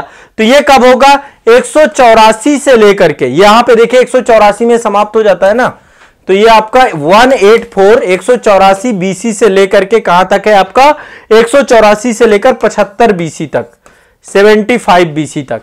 ठीक है, अब आप इनको क्रम से सजा लीजिए। सबसे पुराना तो ये है आपका 4 नंबर। अब देखो 4 नंबर केवल यहीं पर है। ठीक है, सबसे पुराना आपका, तो इसका बी सही है, बी ऑप्शन सही है। ठीक है, ऐसे टाइम पीरियड भी देखो पूछ लेता है, और इसीलिए मैं क्लास वगैरह में आपको टाइम पीरियड में डिटेल से बताता हूं। क्लास में देखो मैंने बहुत चीजें आसान से पढ़ाई हैं। जिन लोगों ने मुझसे प्राचीन भारत की क्लास की है, आप में से बहुत सारे बच्चे होंगे जो कि प्राचीन भारत की क्लास किए होंगे, आप लोग पाएंगे कि ये सब क्वेश्चन आपके लिए कुछ खास नहीं, सिंपली आप इन क्वेश्चंस को हल कर पाओगे, इतना ज्यादा आपको सोचना नहीं है। ठीक है, चलिए आगे चलते हैं। नेक्स्ट कह रहा लगभग 2 वर्ष के अभियान के पश्चात सिकंदर महान ने 325 ईसा पूर्व भारत को छोड़ दिया। बिल्कुल सही कथन है। सिकंदर आया और बितास्ता का युद्ध हुआ, है ना, और बितास्ता का युद्ध में आपको पता है कि भारत पोरस जो वहां पर था उसको जो है वहां पर उसको पराजित किया। लेकिन इसके बाद फिर सितंबर के बाद उसकी सेना वापस यूनान लौटने चली जाती है। ठीक है, तो कथन एक सही है आपका। ठीक है, कथन एक सही है। इसके बाद कहता है लगभग 2 वर्ष यहां पे वह चंद्रगुप्त मौर्य से पराजित हुआ। यह कथन गलत है। चंद्रगुप्त उससे मिला जरूर था, लेकिन चंद्रगुप्त उस समय शासक ही नहीं था, और तो चंद्रगुप्त बच गया बहुत ज्यादा। ठीक है, नहीं तो पता चला सिकंदर ही निपटा देता। तो सिकंदर से उसका एक मुकाबला जरूर हुआ था, तो इसलिए कथन ये गलत है आपका, कारण गलत है। तो ये कारण गलत है, तो इसका सी ऑप्शन सही हो जाएगा। ए सही है परंतु आर गलत है। ए सही है परंतु आर गलत है, ध्यान रखना इस बात को। क्लियर है, स्पष्ट है। चलो, यूनानी लेखक जस्टिन के द्वारा सैंड्रोकोटस किसको कहा गया है, ये एक नाम लिया गया है। तो सैंड्रोकोटस शब्द मिलता है चंद्रगुप्त मौर्य के लिए। किसके लिए? चंद्रगुप्त मौर्य के लिए। ठीक है, यूरा जो विदेशी है, आप सोचे देखिए कितना स्टैंडर्ड नाम दे दिया है ये, है ना। और विलियम जोन्स आपके जो पहले विद्वान थे, उन्होंने सैंड्रोकोटस की पहचान जो है चंद्रगुप्त मौर्य के द्वारा की गई थी। तो चंद्रगुप्त मौर्य को अलग अलग नाम दिया गया है। एरियन और प्लूटार्क के दो भी जो इतिहासकार हैं, इन्होंने चंद्रगुप्त मौर्य को एंड्रोकोट्स दिया है और इसने सैंड्रोकोट्स दिया है। तो ये अलग अलग नाम देखने को मिलते हैं। ठीक, चलिए आगे चलते हैं। डाइमेकस कब आया भारत में? यह भी आपका एक राजदूत था डाइमेकस, और यह भारत में आया था बिंदुसार के समय पे। ठीक है, बिंदुसार जो आपका चंद्रगुप्त मौर्य के बाद शासक था। तो सीरिया का राजा था एंटियोकस। कौन था? एंटियोकस, उसका दूत था ये एंटियोकस, सीरिया का राजा। उसके समय बिंदुसार से संबंध बहुत अच्छे थे। उसने डाइमेकस को अपना राजदूत बनाकर, अपना डिप्लोमेट बनाकर के बिंदुसार की राजसभा में भेजा था, और यह आपके मेगास्थनीज के स्थान पे आया था। इससे पहले मेगास्थनीज था आपका, मेगास्थनीज चंद्रगुप्त मौर्य के दरबार में था।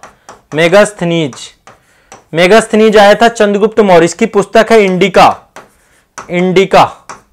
ये भी आपको इस मौर्य काल के बारे में प्रकाश डालती है पुस्तक। और एंटियोकस के द्वारा डाइमेकस को भेजा गया बिंदुसार की सभा में। ठीक है, ये भी दिमाग में बैठा के रखना है। ठीक है, अब एक क्वेश्चन पूछता है, अगला क्वेश्चन है आपका, निम्नलिखित में से किस मौर्य राजा ने दक्कन की विजय प्राप्ति की? देखो, 3 मौर्य राजाओं की बात ज्यादा की जाती है। सबसे पहला है आपका चंद्रगुप्त, इसकी बड़ी चर्चा होती है। दूसरा बिंदुसार दूसरे नंबर पे, और तीसरा अशोक। तो अब ये 3 शासकों के बारे में बहुत चर्चा रहती है। अब दक्षिण भारत किसने जीता? ये एक बड़ा प्रश्न है कि भाई दक्षिण भारत किसने जीता होगा। देखो, अशोक ने केवल एक युद्ध लड़ा है, वो है कलिंग का युद्ध। कलिंग को जीतने के बाद उसने क्या किया है? अपनी पूरी नीति ही त्याग दी है। उसके बाद उसने दक्षिण भारत के कहीं पर भी उसने अपने आप को, अपने अभियान को बढ़ाने की जगह उसने युद्ध नीति को छोड़ करके धम्म नीति प्रारंभ कर दी है। तो ऐसे में यह जानकारी मिलती है कि चंद्रगुप्त मौर्य ही वो शासक रहा होगा जिसने दक्षिण भारत में अभियान किया होगा। ठीक है, तो इसका सही ऑप्शन चंद्रगुप्त मौर्य है। चंद्रगुप्त मौर्य है, ध्यान रखिएगा। इसका सही ऑप्शन क्या है? चंद्रगुप्त मौर्य, क्योंकि अशोक के द्वारा केवल कलिंग, उड़ीसा वाले क्षेत्र में पूरा का पूरा अभियान किया गया था। अगला है राजूक। राजूक कौन थे? ये अधिकारी थे आपके, और ये अधिकारियों को अशोक के द्वारा स्थापित किया गया था। अशोक के द्वारा इनकी नियुक्ति की गई थी, और इनके पास राजस्व और न्यायिक दोनों प्रकार की पावर थी। ये आधुनिक डीएम की तरह थे। जैसे अभी डिस्ट्रिक्ट मजिस्ट्रेट का पोस्ट होता है ना, वैसे जिलाधिकारी के तौर पे अशोक के टाइम पीरियड पे इनको क्या किया गया? मौर्य शासन के अधिकारी हैं राजूक। तो ये भी आपको ध्यान रखना है। ठीक है, और ये आपको इसके बारे में पूरी जानकारी चौथे स्तंभ लेख में अशोक देता है, बताता है कि मैंने जिस प्रकार से कोई माता पिता अपने बच्चे को किसी जो है धात्री के हाथों में दे देता है, उसी प्रकार से मैंने अपने ग्रामीण जनता को राजूकों के हाथ में दे दिया है। राजूक जो है, तो राजूक आपके आधुनिक जिलाधिकारी की तरह इनके पास पावर होती थी, और ये तो अशोक के टाइम पीरियड पे एक बड़े अधिकारी के तौर पे थे। ठीक है, नेक्स्ट है अशोक के शिलालेखों में प्रयुक्त भाषा कौन सी है? तो यहां पर देखिए दोनों प्रकार की भाषा प्रयोग की गई है, प्राकृत भी की गई है, खरोष्टी भाषा का भी प्रयोग किया गया है। ठीक है। उसके कुछ अभिलेख ऐसे हैं जो कि खरोष्टी भाषा में भी हैं। मैंने अशोक के अभिलेख बताए हैं आपको, ठीक है। सहबाजगढ़ी का अभिलेख और मानसेहरा का अभिलेख, ये दो अभिलेखों की लिपि आपकी किसमें है? खरोष्टी में, ठीक है। बाकी के अभिलेख आपके ब्राह्मी लिपि और प्राकृत भाषा में है, ब्राह्मी लिपि और प्राकृत भाषा में है, ठीक है। तो इसका सही आंसर आपका प्राकृत, ठीक है। भाषा कौन सी है? प्राकृत। लिपि कौन सी है? ब्राह्मी। दो आपके जो ध्यान रखना है, दो आपके कौन से हैं? सहबाजगढ़ी और मानसेहरा। सहबाजगढ़ी, देखो अशोक के अभिलेखों को तीन भागों में बांटते हैं, पहला शिलालेख, दूसरा स्तंभलेख, तीसरा गुहालेख। शिलालेख, स्तंभलेख, गुहालेख, शिलालेख, स्तंभलेख, गुहालेख, शिलालेख, स्तंभलेख, गुहालेख। ध्यान रखना इस बात को, ठीक है। तो इसमें से जो आपके जो विभिन्न शिलालेख हैं वो 8 स्थानों में पाए गए। 14 शिलालेख हैं इसके, 14 शिलालेख। सहबाजगढ़ी में, मानसेहरा में, कलसी में, गिरनार में, धौली में, जौगढ़ में, एर्रागुड़ी में, सोपारा में। ये मैंने एक प्रॉपर एक क्लास में बताया था। इसमें मानसेहरा और सहबाजगढ़ी के खरोष्टी भाषा में, जो कि अरमाइक लिपि से प्रभावित हैं आपके, ठीक है। ये दिमाग में बैठा के चलिएगा। तो अशोक के ज्यादातर अभिलेख प्राकृत भाषा में है और इनमें ब्राह्मी लिपि का प्रयोग किया गया है, ध्यान रखिएगा इसमें, ठीक है। नेक्स्ट है, निम्नलिखित में से किस एक अभिलेख में अशोक के व्यक्तिगत नाम का उल्लेख किया गया है? अशोक का व्यक्तिगत नाम कहां पर है? कहां पर व्यक्तिगत नाम दिया गया अशोक का? तो व्यक्तिगत नाम अशोक का है रुम्मनदेही अभिलेख में। कहां पर है? रुम्मनदेही अभिलेख में अशोक का व्यक्तिगत नाम है। अशोक के इतिहास का बारे में हमें जानकारी कहां से मिलती है? रुम्मनदेही अभिलेख में उसने जो है अपने नाम के बारे में बताया है, ठीक है। तो यह भी आपको ध्यान में रखिएगा उसके, ठीक है। क्लियर है? स्पष्ट है? नहीं नहीं, रुम्मनदेही नहीं है। रुम्मनदेही में तो लुम्बिनी की यात्रा है आपकी, मास्की है। यहां पे देखिए 3-4 अभिलेख हैं जिसके बारे में जानकारी मिलती है, मास्की, गुर्जरा, नेतूर और, ठीक है, मास्की, गुर्जरा, ठीक है, मास्की अभिलेख, गुर्जरा अभिलेख, नेतूर अभिलेख, नेतूर अभिलेख। और एक अभिलेख और है जिसका नाम है उडेगोलम, उडेगोलम और मास्की। इन 4 अभिलेखों में अशोक का नाम मिलता है, ठीक है। पियदस्सी के बारे में जानकारी मिलता है। देवा नाम पियदस्सी अपने आप को वो अभिलेखों में चर्चा करता है, ठीक है। देवा नाम पियदस्सी राजा के तौर पे अपने आप को बताता है, ठीक है। तो अशोक के बारे में यह ध्यान रखना, स्पष्ट है। इसके बाद दूसरा है अशोक का रुम्मनदेही अभिलेख। इसका संबंध है बुद्ध के जन्म से, ठीक है। अशोक अपने राज्याभिषेक के 20 साल बाद कहां गया? लुम्बिनी की यात्रा करता है। वहां पे उसने बहुत सारे टैक्स कम कर दिए, ठीक है। लुम्बिनी की यात्रा कब करता है? राज्याभिषेक के 20 साल बाद, ठीक है। और रुम्मनदेही में जाता है, वहां पर बुद्ध की जन्मभूमि होने के कारण से लुम्बिनी ग्राम के भोग को कम कर देता है। तो जो रुम्मनदेही स्तंभ लेख है वो आपका महात्मा बुद्ध के जन्म से जुड़ा हुआ है, लुम्बिनी से जुड़ा हुआ है, लुम्बिनी, लुम्बिनी से जुड़ा हुआ, ध्यान रखिएगा। और यहां पे टैक्स कम कर देता है। टैक्स कितना कर देता है? भू राजस्व 1/6 से घटा करके 1/8 कर देता है। तो टैक्स भी कम कर देता है, ध्यान रखिएगा, ठीक है। और यहां पे भोग कर माफ कर दिया जाता है, विलासिता कर माफ कर दिया जाता है पूरी तरीके से। इसके बाद कलिंग युद्ध के बारे में जानकारी कहां से मिलती है? कलिंग युद्ध की विजय, उसकी क्षतियों का वर्णन अशोक के द्वारा किस शिलालेख में किया गया है? तो सिंपल सा है, इसके लिए 13वां शिलालेख है, रट जाना इस बात को। कलिंग युद्ध के बारे में जानकारी कहां मिलती है? 13वें शिलालेख में। अशोक के राज्यकाल की सबसे बड़ी घटना, अशोक ने युद्ध नीति को त्याग दिया, धम्म नीति को किया, ठीक है। तो कलिंग के युद्ध को लेकर एक प्रॉपर मैंने क्लास ली है आपकी, है ना, वो उसका वीडियो आजाद इस एकेडमी के यूट्यूब चैनल पे पड़ा हुआ है, आप देखना चाहो तो वहां पे देख सकते हैं। तो अशोक के शासनकाल के 8 साल बाद हुई थी यह घटना, 8 वर्ष बाद, शासनकाल के 8 वर्ष बाद यह घटना घटी थी आपकी। कौन सी घटना? कलिंग का युद्ध, ठीक है। इसके बाद अशोक को बहुत दुख, पीड़ा, शोक, संताप हुआ। उसने युद्ध के मार्ग को ही छोड़ दिया और धम्म के मार्ग को अपना लिया। तो अशोक ने धम्म नीति, युद्ध नीति के जगह धम्म नीति दी, धम्म का संदेश दिया। तो अशोक का धम्म वास्तव में क्या था? अशोक का धम्म जो है एक नैतिक संहिता थी। क्या था? नैतिक संहिता, मानवता से भरी हुई संहिता, जो कि मानवता के लिए थी, ठीक है। तो यहां पे राजा के प्रति वफादारी था? नहीं था, राजा के प्रति वफादारी नहीं था। शांति और अहिंसा ये तो था ही उसका, बड़ों का सम्मान ये भी उसी में सम्मिलित था, धार्मिक सहनशीलता ये भी था। लेकिन इनमें से देखा जाए तो ये वास्तव में देखा जाए तो क्या एक नैतिक संहिता थी, नैतिक संहिता जिसमें सब कुछ जुड़ता है, जिसमें मानवता को सबसे ऊपर रखा गया, मानवता को सर्वोपरि रखा गया और मानवता के हिसाब से व्यक्ति के लिए बहुत सारी चीजें, पाप नहीं करना चाहिए, कल्याण करना चाहिए, दान दया करनी चाहिए, सत्य बोलना चाहिए, पवित्रता से रहना चाहिए, मधुर स्वभाव होना चाहिए, साधुता बनाए रखना चाहिए, ये सारे संदेश उसने दिए। ठीक है, सभी प्रकार के संदेश, शांति, अहिंसा, सत्य, सबका संदेश उसने अपने धम्म में दिया। ठीक है, तो ये कोई धर्म नहीं था बल्कि जीवन जीने की एक पद्धति थी जो कि मानवता पर आधारित थी। ठीक है, एक संदेश था। क्लियर है, स्पष्ट है, ये क्लियर है। अब देखिए यहां पर एक चीज और ध्यान रखिए, एक क्वेश्चन पूछा जाता है कि अशोक के द्वारा किस अभिलेख में जो है पता चलता है कि पारंपरिक अवसरों पर पशु बलि पर रोक लगाई गई है। ठीक है, ऐसा लगता है कि पाबंदी पशुओं के वध पर थी। किस अभिलेख में पता चलता है अशोक के? तो यह अशोक का पहला अभिलेख है।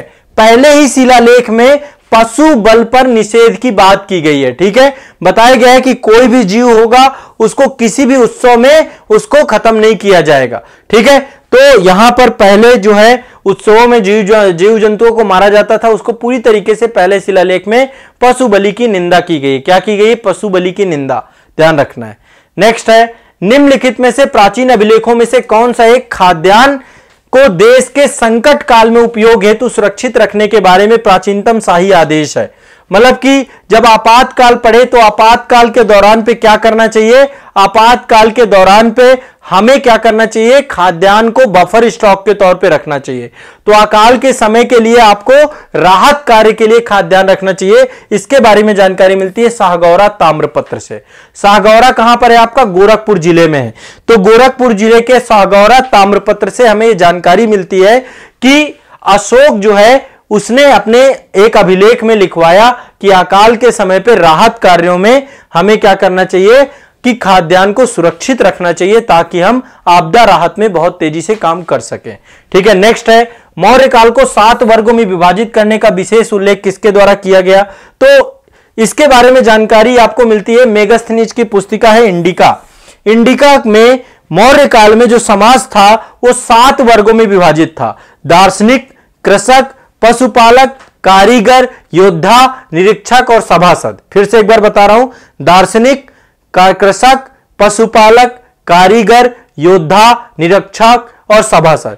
तो मेगस्थनीज ने ये 7 वर्गों में समाज को बांटा है। उसने कहा दास प्रथा को लेकर कोई उल्लेख नहीं किया उसने, और उसने ये भी बोला है कि बहुत सारे लोग थे जो कि इंटरकास्ट मैरिज, मतलब लोग अपने जाति के बाहर विवाह नहीं कर सकते थे और ना ही अपने जाति से बाहर का पेशा कर सकते थे। तो जाति प्रथा तो थी पर दास प्रथा जैसी कोई व्यवस्था की चर्चा मेगस्थनीज के इंडिका में नहीं मिलती है, और 7 भागों में समाज को विभाजित करता है। ठीक है, ये भी ध्यान रखिएगा। नेक्स्ट है, एक ये मोस्ट इंपॉर्टेंट टॉपिक है, गिरनार क्षेत्र में जल संसाधन की व्यवस्था किसने की? ये बड़ा क्वेश्चन पूछता है, सुदर्शन झील से जुड़ा हुआ क्वेश्चन है, ध्यान रखिएगा। इसमें बहुत सारे शासकों के नाम आते हैं, मैं नाम लिखता हूं एक बार। सबसे पहले इसको निर्माण इसको करवाया चंद्रगुप्त मौर्य ने। चंद्रगुप्त मौर्य ये निर्माण करता थे। ठीक है, चंद्रगुप्त मौर्य ने निर्माण करवाया। गिरनार क्षेत्र कहां पर था? गुजरात में। ठीक है, क्या बनवाई इसने? सुदर्शन झील बनवाई। सुदर्शन झील, जल की व्यवस्था के लिए ये झील पूरी बनवाई गई। इसके बाद अगला नाम आता है अशोक का। अशोक ने भी इसको रिपेयर करवाया था। क्या किया इसको? अशोक ने रिपेयर करवाया, इसको और बेहतर करवाया। इसके बाद एक सख्त शासक था जिसका नाम था रुद्रदामन। रुद्रदामन का जूनागढ़ अभिलेख है, उसमें ये सारी जानकारी मिलती है। तो रुद्रदामन के द्वारा भी इसमें काम करवाया गया। रुद्रदामन का भी नाम आता है इसमें। किसका नाम आता है? रुद्रदामन। उसने भी मरम्मत करवाई इसकी। ठीक है, तो चंद्रगुप्त मौर्य का नाम है, अशोक का नाम है, रुद्रदामन का नाम है। इसके बारे में आपको ध्यान रखना होगा। और इसके बारे में एक और जानकारी है, स्कंदगुप्त के द्वारा भी इसको क्या किया गया? गुप्त शासक स्कंदगुप्त, इसने भी मरम्मत करवाई। तो ये 4 शासकों के नाम आते हैं। सुदर्शन झील कहां पर है? गुजरात गिरनार में। गुजरात गिरनार में आपकी अवस्थित है ये झील। ठीक है, ध्यान रखना है। चंद्रगुप्त, अशोक, रुद्रदामन और स्कंदगुप्त ये आपके जो है प्रमुख हैं, इनके बारे में जानकारी प्राप्त होती है। ध्यान रखिएगा इस बात को। ठीक है, क्लियर है, स्पष्ट है। नेक्स्ट है, यहां पर जो है 2 सूचियां दी गई हैं आपकी, और इन दोनों सूचियों को कह रहा है कि आप क्या करिए, मिलाइए। यहां पे शासक हैं और उनसे जुड़े हुए वंश हैं। तो डेमेट्रियस किससे जुड़ा हुआ था आपका? हिंद यूनानी शासक था, इंडो ग्रीक शासक था आपका। ठीक है, आपको पता है मौर्योत्तर काल पे विदेशी भारत आए तो कौन किससे जुड़ा हुआ था इसके बारे में जानकारी है। रुद्रदामन शक शासक था, अभी मैंने आपको बताया इसके बारे में, ठीक है। इसके बाद बिमकिडफिस आपका कुषाण शासक था और गोंडोफर्नीज आपका पल्लव शासक था। तो पल्लव, शक, कुषाण, हिंद यूनानी भारत में आए थे मरणोत्तर काल पे। तो ये आपके शासकों के नाम हैं जो हमें पता होने चाहिए, ठीक है। डेमेट्रियस आपका क्या था, हिंद यूनानी शासक था। डेमेट्रियस हिंद यूनानी शासक, यानी ए का 3 सही है, तो इसका सी सही होगा, सी नंबर, सी सही होगा। नेक्स्ट है, इनमें से किसने सर्वप्रथम व्यापक पैमाने पर स्वर्ण मुद्रा का प्रचलन किया, मतलब सबसे पहले स्वर्ण मुद्रा सबसे ज्यादा किसके द्वारा चलाई गई। तो स्वर्ण मुद्रा को लेकर देखिए, सबसे पहली स्वर्ण मुद्रा तो हिंद यूनानियों के द्वारा चलाई गई, लेकिन सबसे ज्यादा स्वर्ण मुद्रा सबसे व्यापक पैमाने पर चलाने का काम किया बिमकिडफिस, ये कुषाण शासक है। देखिए, आरंभ किया हिंद यूनानियों ने सोने की सिक्का चलाना, लेकिन कुषाणों ने सबसे ज्यादा चलाया, कुषाणों ने, तो बिमकिडफिस ने। और सबसे शुद्ध सोने का सिक्का कनिष्क के टाइम पीरियड पे चलता था, ध्यान रखिएगा, सबसे शुद्ध सोने का सिक्का कनिष्क के टाइम पीरियड पे। सबसे ज्यादा सोने के सिक्के बिमकिडफिस के टाइम से। सबसे पहला सोने का सिक्का हिंद यूनानी शासक, ध्यान रखना। नेक्स्ट है, ये देखिए, शक संवत की बात आती है, विक्रम संवत की बात आती है। तो कहते हैं कि विक्रम संवत की स्थापना 57 BC में हुई थी, शक संवत की स्थापना 78 AD में हुई थी, है ना। कहते हैं कि जब कुषाण के द्वारा शक शासकों को समाप्त किया गया, वो जो विक्रमादित्य शासक था उसको समाप्त किया गया, तो उसको समाप्त करने के बाद शक संवत की स्थापना की गई 78 AD में। तो जैसे ही आपका जो है कुषाण गद्दी पर बैठता है, राज्यारोहण करता है, 78 AD में शक संवत की शुरुआत होती है। तो दोनों के बीच में डिफरेंस की बात करें कि दोनों के बीच में कितना डिफरेंस है, तो बहुत सिंपल सा है, बहुत ज्यादा सोचना नहीं इसको, है ना। इन दोनों के बीच में कितना डिफरेंस है, 135 वर्ष का। कितना डिफरेंस है, 135 वर्ष का डिफरेंस है, 135 वर्ष का डिफरेंस है। क्लियर है, स्पष्ट है विक्रम संवत को, है ना। 78 में 57 और जोड़ दीजिए तो 135 आएगा, 135 वर्षों का डिफरेंस है। तो अभी आपको ये ध्यान रखना है, यदि किसी भी वर्ष को शक संवत, जैसे 2023 है आपका, मार लीजिए 2023 को हमें शक संवत में कन्वर्ट करना है, तो जोड़ देना है इसमें 57 और जोड़ दीजिए, 57 जोड़ देंगे, ये हो जाएगा 0, यहां पे ये हो जाएगा 2080 शक संवत के हिसाब से चल रहा है आपका। क्या चल रहा है, 2080 शक संवत अभी, ठीक है। तो इस तरीके से आपको देखना है, ये पूछा जाता है, कई बार पूछा गया है, कितने वर्ष का अंतर है, 135 वर्ष का। नेक्स्ट है, पुष्यमित्र शुंग द्वारा 2 अश्वमेध यज्ञ किए जाने के बारे में जानकारी कहां से मिलती है, कि पुष्यमित्र शुंग वंश का शासक था ये, ठीक है। और इसका एक अयोध्या अभिलेख बड़ा फेमस है, अयोध्या अभिलेख बड़ा फेमस है। पुष्यमित्र संघ के अयोध्या अभिलेख से पता चलता है, ये पहले तो अंतिम जो आपका मौर्य शासक था बृहदत्त, बृहदत्त का सेनापति था। 184 AD में इसने बृहदत्त की हत्या कर दी, शुंग वंश की स्थापना की। बृहदत्त की हत्या कब कर दी, 184 AD में, ठीक है। और अयोध्या लेख से पता चलता है कि इसने 2 अश्वमेध यज्ञ करवाए, 2 अश्वमेध यज्ञ करवाए। नेक्स्ट है, फिर यहां पे क्वेश्चन है, शुंग वंश के बाद भारत में किस वंश का शासन हुआ। तो शुंग के बाद जो है भारत में किस वंश के शासकों के द्वारा शासन किया गया। तो शुंग वंश के बाद भारत में शासन करने वाले जो थे वो थे कण्व शासक। कौन थे, कण्व शासक, कण्व वंश के शासक, ठीक है। कण्व वंश के शासक शुंग वंश के बाद आए। मौर्यों के बाद दक्षिण भारत में सबसे शक्तिशाली राज्य कौन सा था, सातवाहन राज्य। सातवाहन राज्य मौर्यों के बाद सबसे शक्तिशाली राज्य के तौर पे था, ठीक है। सबसे प्रभावशाली राज्यों के तौर पे सातवाहन थे, ठीक है। इसके संस्थापक शासक का नाम है सिंधुक या सिमुक। सिमुक के द्वारा इस वंश की स्थापना की गई। गौतम पुत्र सतकर्णी, वशिष्ठी पुत्र पुलमामी, ये सारे के सारे शासक थे, ठीक है, ध्यान रखिएगा। तो कण्व वंश का अंतिम शासक था सुशर्मा, उसको समाप्त करके सातवाहन वंश की स्थापना दक्षिण भारत में सिमुक के द्वारा की गई, ठीक है। यह भी आपको ध्यान रखना है, स्पष्ट है। यहां पे कूट दिए गए हैं आपके और लिखा गया है कि नीचे दिए गए कूटों के बारे में बताइए भाई, कौन किससे जुड़े हुए हैं। अब देख रहे हो बहुत फास्ट चल रहे हैं हम लोग, ठीक है। फास्ट फास्ट से सब रिवीजन है, रिवीजन इसी तरीके से करवाना होगा। आप लोग इत्मीनान से बस एक बार सुनते जाओ, चीजें हो जाएंगी। गंधार कला कुषाण से जुड़ी हुई है, कुषाणों के टाइम पीरियड पे गंधार मथुरा कला, ये मूर्ति कला से जुड़ी हुई कला है। जूनागढ़ अभिलेख मैंने अभी बताया रुद्रदामन से जुड़ा हुआ है, मिलिंद पन्हो मिनांडर से जुड़ा हुआ है, और तक्षशिला ये पातिक से जुड़ा हुआ है। तक्षशिला शिलालेख आपका पतिक से जुड़ा हुआ है, ठीक है। तो ये आपको रफली याद आ जाएंगे, कोई दिक्कत नहीं है, सिंपल सा है। देखिए अफगानिस्तान में एक साइट थी बमियान, सन 2000 में इसको तालिबान ने के द्वारा उड़ा दिया गया। तो यहां पर एक बहुत बड़ी बुद्ध की प्रतिमा थी, है ना, बुद्ध की प्रतिमा थी, और तालिबानियों ने, ये यूनेस्को का विश्व धरोहर स्थल था, तो इसको जो है तालिबान वालों ने उड़ा दिया। ठीक है, ये साइट को ध्यान रखिएगा। बमियान की पहाड़ियां थी, उनको काट करके पूरी की पूरी बड़ी सी साइट बनाई गई थी। तो अफगानिस्तान में तालिबान शासन के द्वारा इस प्रतिमा को नष्ट कर दिया गया। नेक्स्ट है खारवेल राजा, नाम कहां से जुड़ा हुआ है? तो खारवेल राजा जो आपका है, इसका नाम जुड़ा हुआ है हाथी गुफा अभिलेख से। कहां से जुड़ा हुआ है? हाथी गुफा अभिलेख के द्वारा। चेदी वंश का शासक है आपका खारवेल का। किस वंश का? चेदी वंश का शासक है। उड़ीसा वाले क्षेत्र में इसका राज्य था। भुवनेश्वर वाले क्षेत्र में उदयगुरी की पहाड़ियों के पास हाथी गुफा अभिलेख इसने बनाया है। इस अभिलेख में खारवेल के इतिहास के बारे में जानकारी मिलता है। और खारवेल शासक जो था, यह जैन धर्म से जुड़ा हुआ था। किससे? जैन धर्म के साथ जुड़ा हुआ था, जैन धर्म को संरक्षण दे रहा था। ठीक है, यह ध्यान रखना है। निम्नलिखित में से किसने 4 अश्वमेध यज्ञ किया? अभी मैंने 2 के बारे में बताया था, अयोध्या अभिलेख से पुष्यमित्र शुंग के बारे में जानकारी मिलती है। 4 अभिलेख करवाने का जानकारी मिलती है प्रवर सेन। ठीक है, प्रवर सेन प्रथम के द्वारा 4 अश्वमेध यज्ञ करवाए गए। कौन था ये? वाकाटक वंश का शासक था। किस वंश का था? वाकाटक वंश का शासक।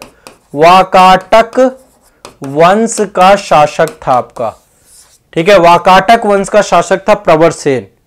तो इसने जो है आपके 4 अश्वमेध यज्ञों का संपादन किया, वैदिक यज्ञ भी करवाए। प्रवर सेन जो है आपका, ये इसके द्वारा एक पुस्तक भी लिखी गई थी, सेतु बंधु। सेतु बंधु, ठीक है, ये पुस्तक इसके द्वारा लिखी गई, सेतु बंधु। ठीक है, ध्यान रखना है। भारत का नेपोलियन किसे कहा जाता है? रटा रटाया क्वेश्चन है। समुद्रगुप्त को भारत का नेपोलियन कहा जाता है। इसने दक्षिण भारत के पूरे क्षेत्रों को विजय किया। तो एक पुस्तक, एक इतिहासकार है विसेंट स्मिथ। क्या नाम है? Vincent Smith. उनकी एक पुस्तक है अर्ली हिस्ट्री ऑफ इंडिया। उसमें समुद्रगुप्त की वीरता के लिए इन्होंने इसको भारत का नेपोलियन कहा था। ठीक है, चलिए ध्यान रखिए। वैसे नेपोलियन से बहुत पहले थे ये, तो नेपोलियन को बोलना चाहिए कि ये भारत का समुद्रगुप्त था, लेकिन लिखा एक यूरोपियन था, तो वो पक्षपात तो दिखता है, वो पक्षपात तो होगा ही। नेक्स्ट है इलाहाबाद का स्तंभ लेख, किससे जुड़ा हुआ है? देखो इलाहाबाद के किला में आपका इलाहाबाद स्तंभ लेख है। वैसे अशोक का भी लेख है, लेकिन ये अशोक से भी जुड़ा हुआ है, समुद्रगुप्त से भी जुड़ा हुआ है। ठीक है, इलाहाबाद में अशोक स्तंभ है, समुद्रगुप्त की प्रयाग प्रशस्ति है, यहां पर हरिसेन के द्वारा लिखी गई है। जो कुछ भी समुद्रगुप्त ने युद्ध किया और उनको जीता, उन सब के बारे में जानकारी हरिसेन ने लिखा है। हरिसेन इसका दरबारी कवि था। उसने प्रयाग प्रशस्ति, इसकी प्रशंसा यहां पे लिखी है। ठीक है, प्रयाग प्रशस्ति लिखी है और इसके बारे में जानकारी यहां पर हमें देखने को मिलती है। तो ये आपका अशोक से भी जुड़ा हुआ है, समुद्रगुप्त से भी जुड़ा हुआ है, इसलिए यहां पे आंसर थोड़ा सा डिबेटफुल हो जाएगा, आयोग समझे इसके लिए। नेक्स्ट आगे चलते हैं। समुद्रगुप्त के प्रयाग प्रशस्ति वाले स्तंभ पर निम्नलिखित में से किसका किसका लेख मिलता है? देखो यहां पर एक चीज ध्यान रखिएगा, आपको पता है आगरा, वो अकबर का किला है आपका, प्रयाग के पास ही अकबर का किला है। तो अकबर के किले पर ही अशोक का स्तंभ है, कौशांबी से लाकर के इलाहाबाद में लगाया गया। इलाहाबाद के किले पे कौशांबी से लाकर के लगाया गया। ठीक है, और यहां पर आपका जो जानकारी किसके? समुद्रगुप्त की प्रयाग प्रशस्ति है। समुद्रगुप्त के हरिसेन ने पूरी की पूरी कहानी लिखी है, वहां पर खुदवाया है। इसके बाद यहां पर जहांगीर का भी एक अभिलेख मिलता है। इसी अभिलेख में जहांगीर का अभिलेख है, रानी का अभिलेख है, अशोक के द्वारा ये अशोक का भी अभिलेख है यहां पे। तो ध्यान रखिएगा जहांगीर। अब देखो कौन कौन जुड़ जाएगा? प्रयाग प्रशस्ति, ये समुद्रगुप्त जुड़ गया इससे, समुद्रगुप्त, जहांगीर, ठीक है, समुद्रगुप्त और अशोक, इन 3 शासकों से जुड़ा हुआ है आपका ये। ठीक है, ध्यान रखना, इससे क्वेश्चन पूछता है। नेक्स्ट है, एक आया था फायान। देखो मेगास्थनीज आया था चंद्रगुप्त मौर्य के टाइम पीरियड पे। चंद्रगुप्त मौर्य, मौर्य शासक है वो। फायान कब आया? फायान गुप्त काल में आया, चंद्रगुप्त विक्रमादित्य के टाइम पीरियड पे आया। ठीक है, तो इसने जो है, फायान ने बताया कि पाटलिपुत्र में जो धनिक वर्ग था उसके द्वारा एक बहुत बड़ा अस्पताल बनाया गया था, जहां पे निशुल्क दवाएं होती थी, निशुल्क चिकित्सा होती थी, निशुल्क भोजन होता था। तो ये पाटलिपुत्र में आपका एक बड़ा अस्पताल का उल्लेख इसने किया। ठीक है, कि फायान ने बताया कि भारत में एक बड़ा अस्पताल था पाटलिपुत्र में। ठीक है, इसके बाद सिंचाई कर को लेकर के ठीक है, चलिए बहुत बढ़िया, आप लोग बहुत अच्छा पेशेंस दिखा रहे हैं, बहुत अच्छा लग रहा है, आप लोग साथ दे रहे हैं। देखो आप लोग हैं तो फिर एनर्जी बनी रहती है, आप लोग इस तरीके से अप्रिशिएट कर रहे हैं, मुझे बहुत अच्छा लग रहा है। प्राचीन भारत में सिंचाई कर को क्या कहते हैं? तो देखिए प्राचीन भारत में सिंचाई कर के अलग अलग नाम थे, ठीक है, हर जगह पे अलग अलग नाम इसको कहा जाता है, हर शासन काल में अलग अलग नाम था, कई सारे नामों से इसको जाना जाता है। एक नाम तो इसका था विदक भागम, सिंचाई कर को विदक भागम। दूसरा नाम था इसका उदक भाग, उदक भाग, उदक भाग, ठीक है। तो वैसे सिंचाई कर तो क्या था आपका, विदक भागम या उदक भाग, ठीक है। ये क्या था, हिरण्य, हिरण्य आपका मौर्य काल में लिए जाने वाला नगद टैक्स था, नगद कर था आपका, सिंचाई कर नहीं है बल्कि ये नगद कैश के तौर पे इसको लिया जाता था, ठीक है। और जो भूमि कर होता था उसको उद्रंग कहा जाता था, ये भूमि कर है, भू राजस्व है, भूमि कर को उद्रंग कहा जाता था। और इसके अलावा यहां पर एक और भूमि कर लिया जाता था जिसको हम उपरनिका कहते हैं, ये भी भूमि पर लिया जाने वाला कर, ठीक है, भूमि कर। तो यहां पे प्राचीन भारत में सिंचाई कर विदक भागम के तौर पे जाना जाता था। देखो एक पर्सन और आया था, जैसे होएनसांग पहुंचा था ना भारत में, होएनसांग आया था हर्षवर्धन के टाइम पीरियड पे। एक और चीनी यात्री आया था जिसके बारे में आप नहीं जानते हो, उसके बारे में भी जान लो, इसका नाम है सुंगयुन, सुंगयुन, बहुत बार क्वेश्चन पूछा इससे। ये भारत आया था और ये भारत कब आया था, 518 से 521 एडी के आसपास ये भारत की यात्रा किया था इसने। कब किया था, 518 से 521 एडी के बीच में इसने भारत की यात्रा की थी। हुएनसांग से पहले आया था ये, ठीक है। और 3 वर्ष तक ये भारत में रहा, बौद्ध धर्म की बहुत सारे ग्रंथों को, बहुत सारी प्रतियों को यहां से लेकर के गया, ठीक है। तो इसका जो सबसे नियरेस्ट आंसर है वो यही है, ठीक है, इसका सही आंसर है ये सुंगयुन, ठीक है, ध्यान रखना है, सुंगयुन आया था आपका। इसके बाद नेक्स्ट है योग दर्शन के प्रतिपादक कौन है, सब जानते हैं, सिंपल सा है, योग दर्शन के प्रतिपादक पतंजलि हैं। कौन है योग दर्शन के प्रतिपादक, पतंजलि, ठीक है।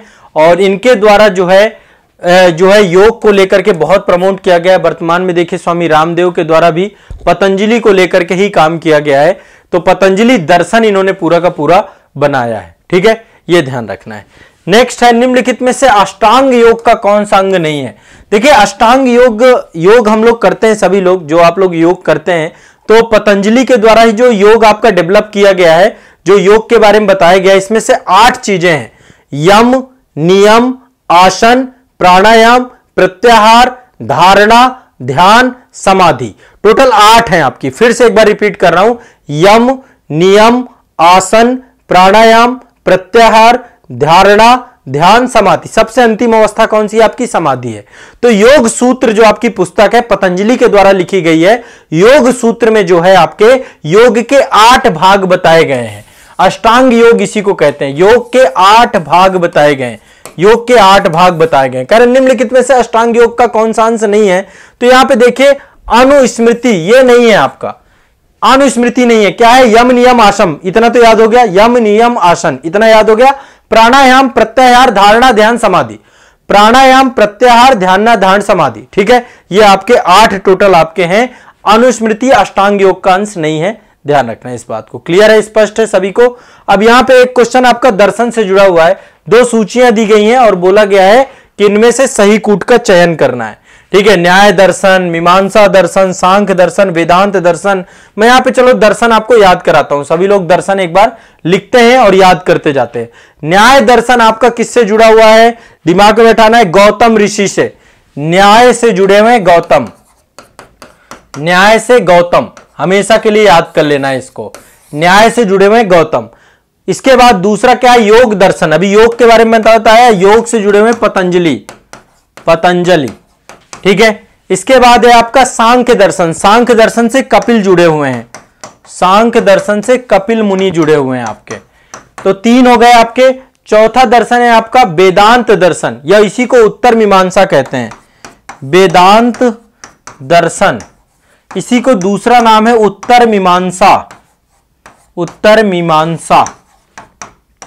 इसके हैं बदरायण, कौन है इसके, बादरायण, बादरायण, बादरायण, क्या है इसके, बादरायण। नंबर 1 न्याय गौतम, योग पतंजलि, सांख्य कपिल और नंबर 4 वेदांत दर्शन आपके वादरायण है। कौन है? वेदांत दर्शन आपके वादरायण है। नंबर 5 है आपका वैशेषिक।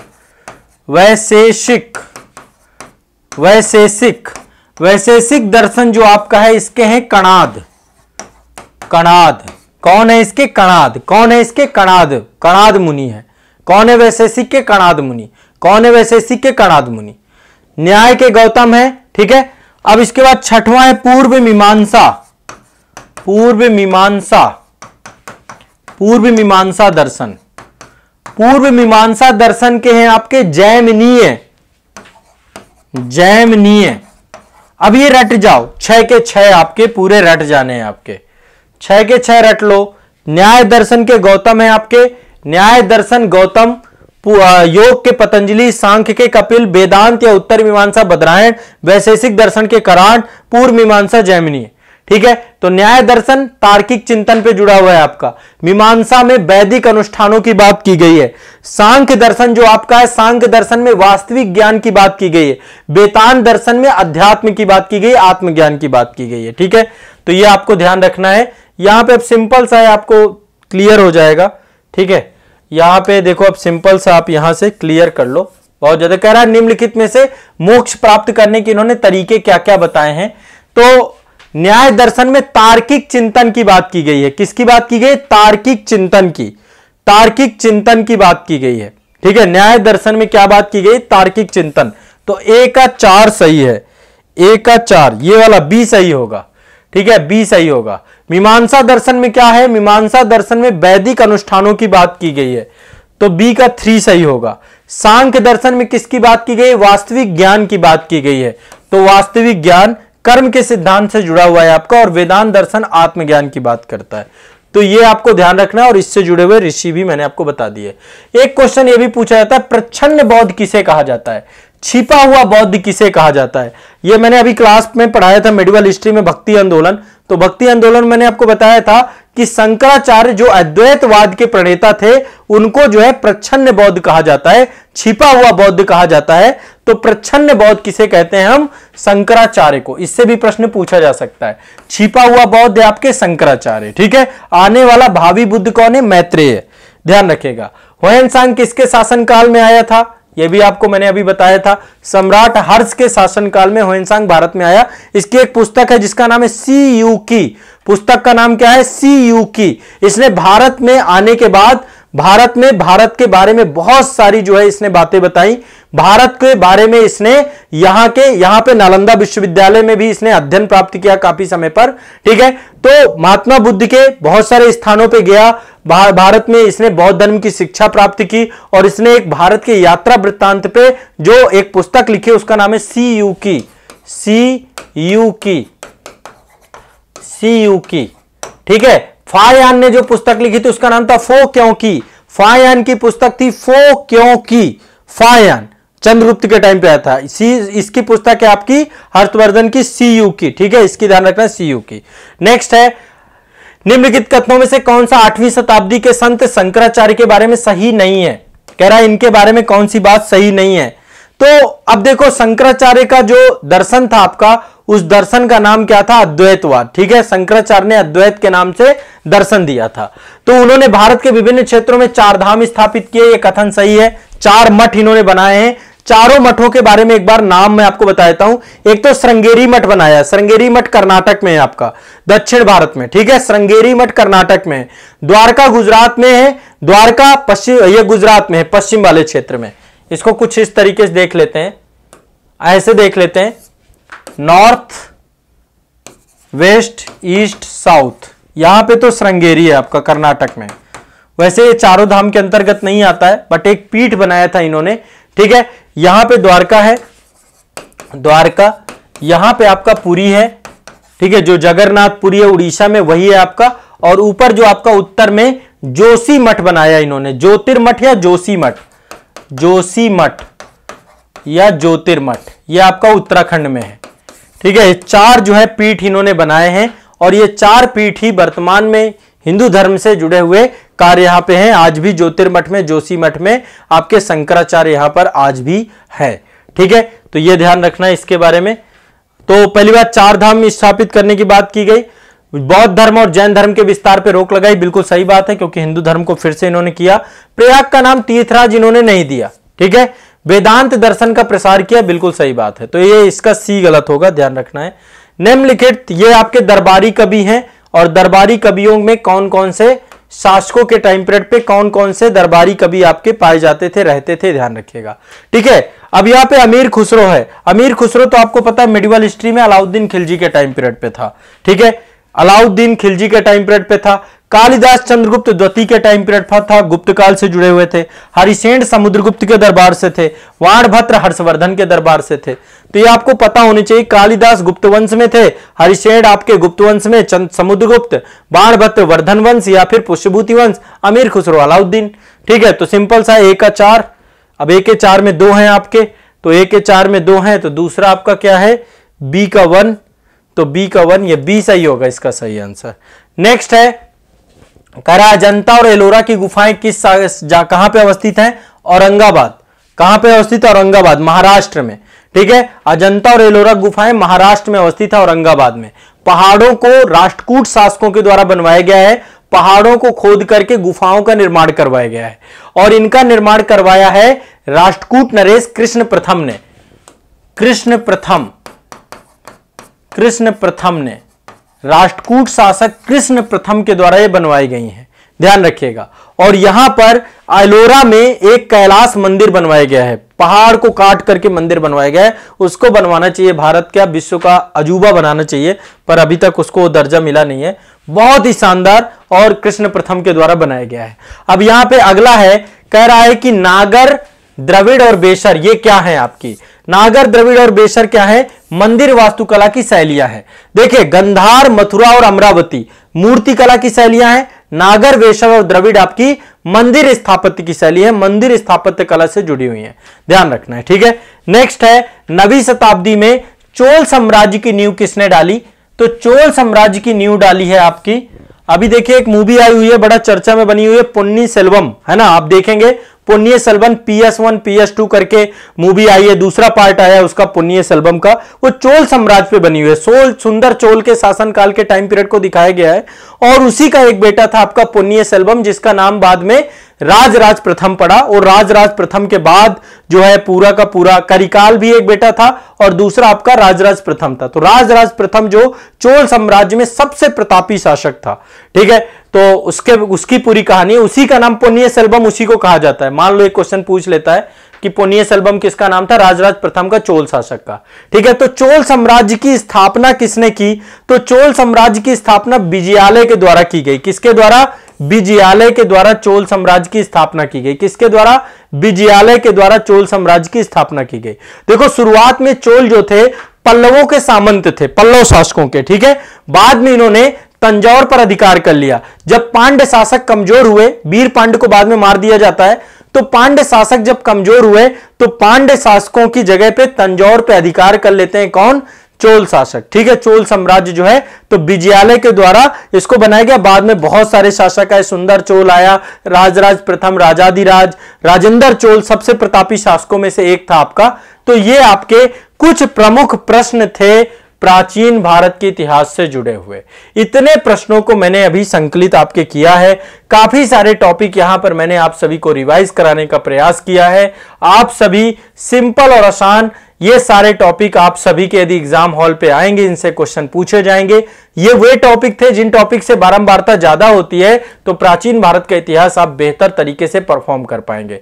तो ये आपके इतिहास के महारिवीजन का, प्राचीन भारत के इतिहास के महारिवीजन की सीरीज है। देखिए अभी और बहुत सारे क्वेश्चन हो सकते हैं, अभी आगे भी मैं एक एपिसोड और लेकर के आऊंगा आपका इस पे, ठीक है। तो वो जब आएगा तो उसमें लगभग आपके कवर हो जाएंगे, बट इससे प्राचीन भारत से क्वेश्चन आपके बहुत सारे निकलेंगे, और ये आपकी महारिवीजन श्रृंखला, इससे आपके सारे के सारे टॉपिक प्रयास किया मैंने कि कवर हो जाए बहुत शॉर्टकट में। इंडस वैली सिविलाइजेशन भी, वैदिक भी, आपका उत्तर वैदिक भी, महाजनपद भी, ये सारे टॉपिक आपके यहां पर मैंने फास्ट कवर किए हैं। तो आज के सेशन में इतना ही रखेंगे। आप सभी लोग इस सेशन में साथ बने रहे अंत तक, इसके लिए मैं आप सभी का बहुत बहुत शुक्रगुजार हूं। और आपको मैंने थोड़ा सा गति के साथ पढ़ाया है, क्योंकि गति बहुत जरूरी थी। स्पीड जितनी ज्यादा रखेंगे, टाइम हमारा बचेगा। टाइम हमारे लिए सबसे इंपॉर्टेंट है, सबसे बड़ी पूंजी है, सबसे बड़ी कैपिटल है। तो आप सभी को इस सेशन को सब तक पहुंचाना है, सब तक भेजना है। ये मेरा आप लोगों से प्रॉमिस है कि आगे भी, अभी प्राचीन भारत है, अभी इसके बाद इसकी अगली श्रृंखला मध्यकालीन भारत है, आधुनिक भारत है, भारत की राज्य व्यवस्था है, विश्व का इतिहास, विश्व का भूगोल है, भारत का भूगोल है। इन सबसे क्वेश्चन आप सभी को मैं लेकर के आऊंगा सिलेक्टिव, जो कि आपके एग्जाम में पूछे जरूर जाएंगे। ठीक है, ये मेरा प्रॉमिस है। आप सभी अपना प्रॉमिस पूरा करिए, पढ़िए इसको पहले तो, और अपने दोस्त को भी बताइए, उसको भी पढ़ने के लिए प्रेषित करिए। ठीक है, तो चलिए, ये आप सभी के लिए एक शानदार मेरे तरफ से प्रस्तुति आप सभी के लिए मेरे द्वारा की गई है। आप खूब अच्छे से रिवाइज करिए, खूब अच्छे से पढ़िए, इंटायर वीडियो सेशन जरूर देखिए, ताकि उससे आपका पूरा का पूरा कवर हो जाए। ठीक है, चलिए मिलते हैं अगले अंक में। अगले अंक में पढ़ेंगे अब आगे के टॉपिक को। ठीक है, चलिए।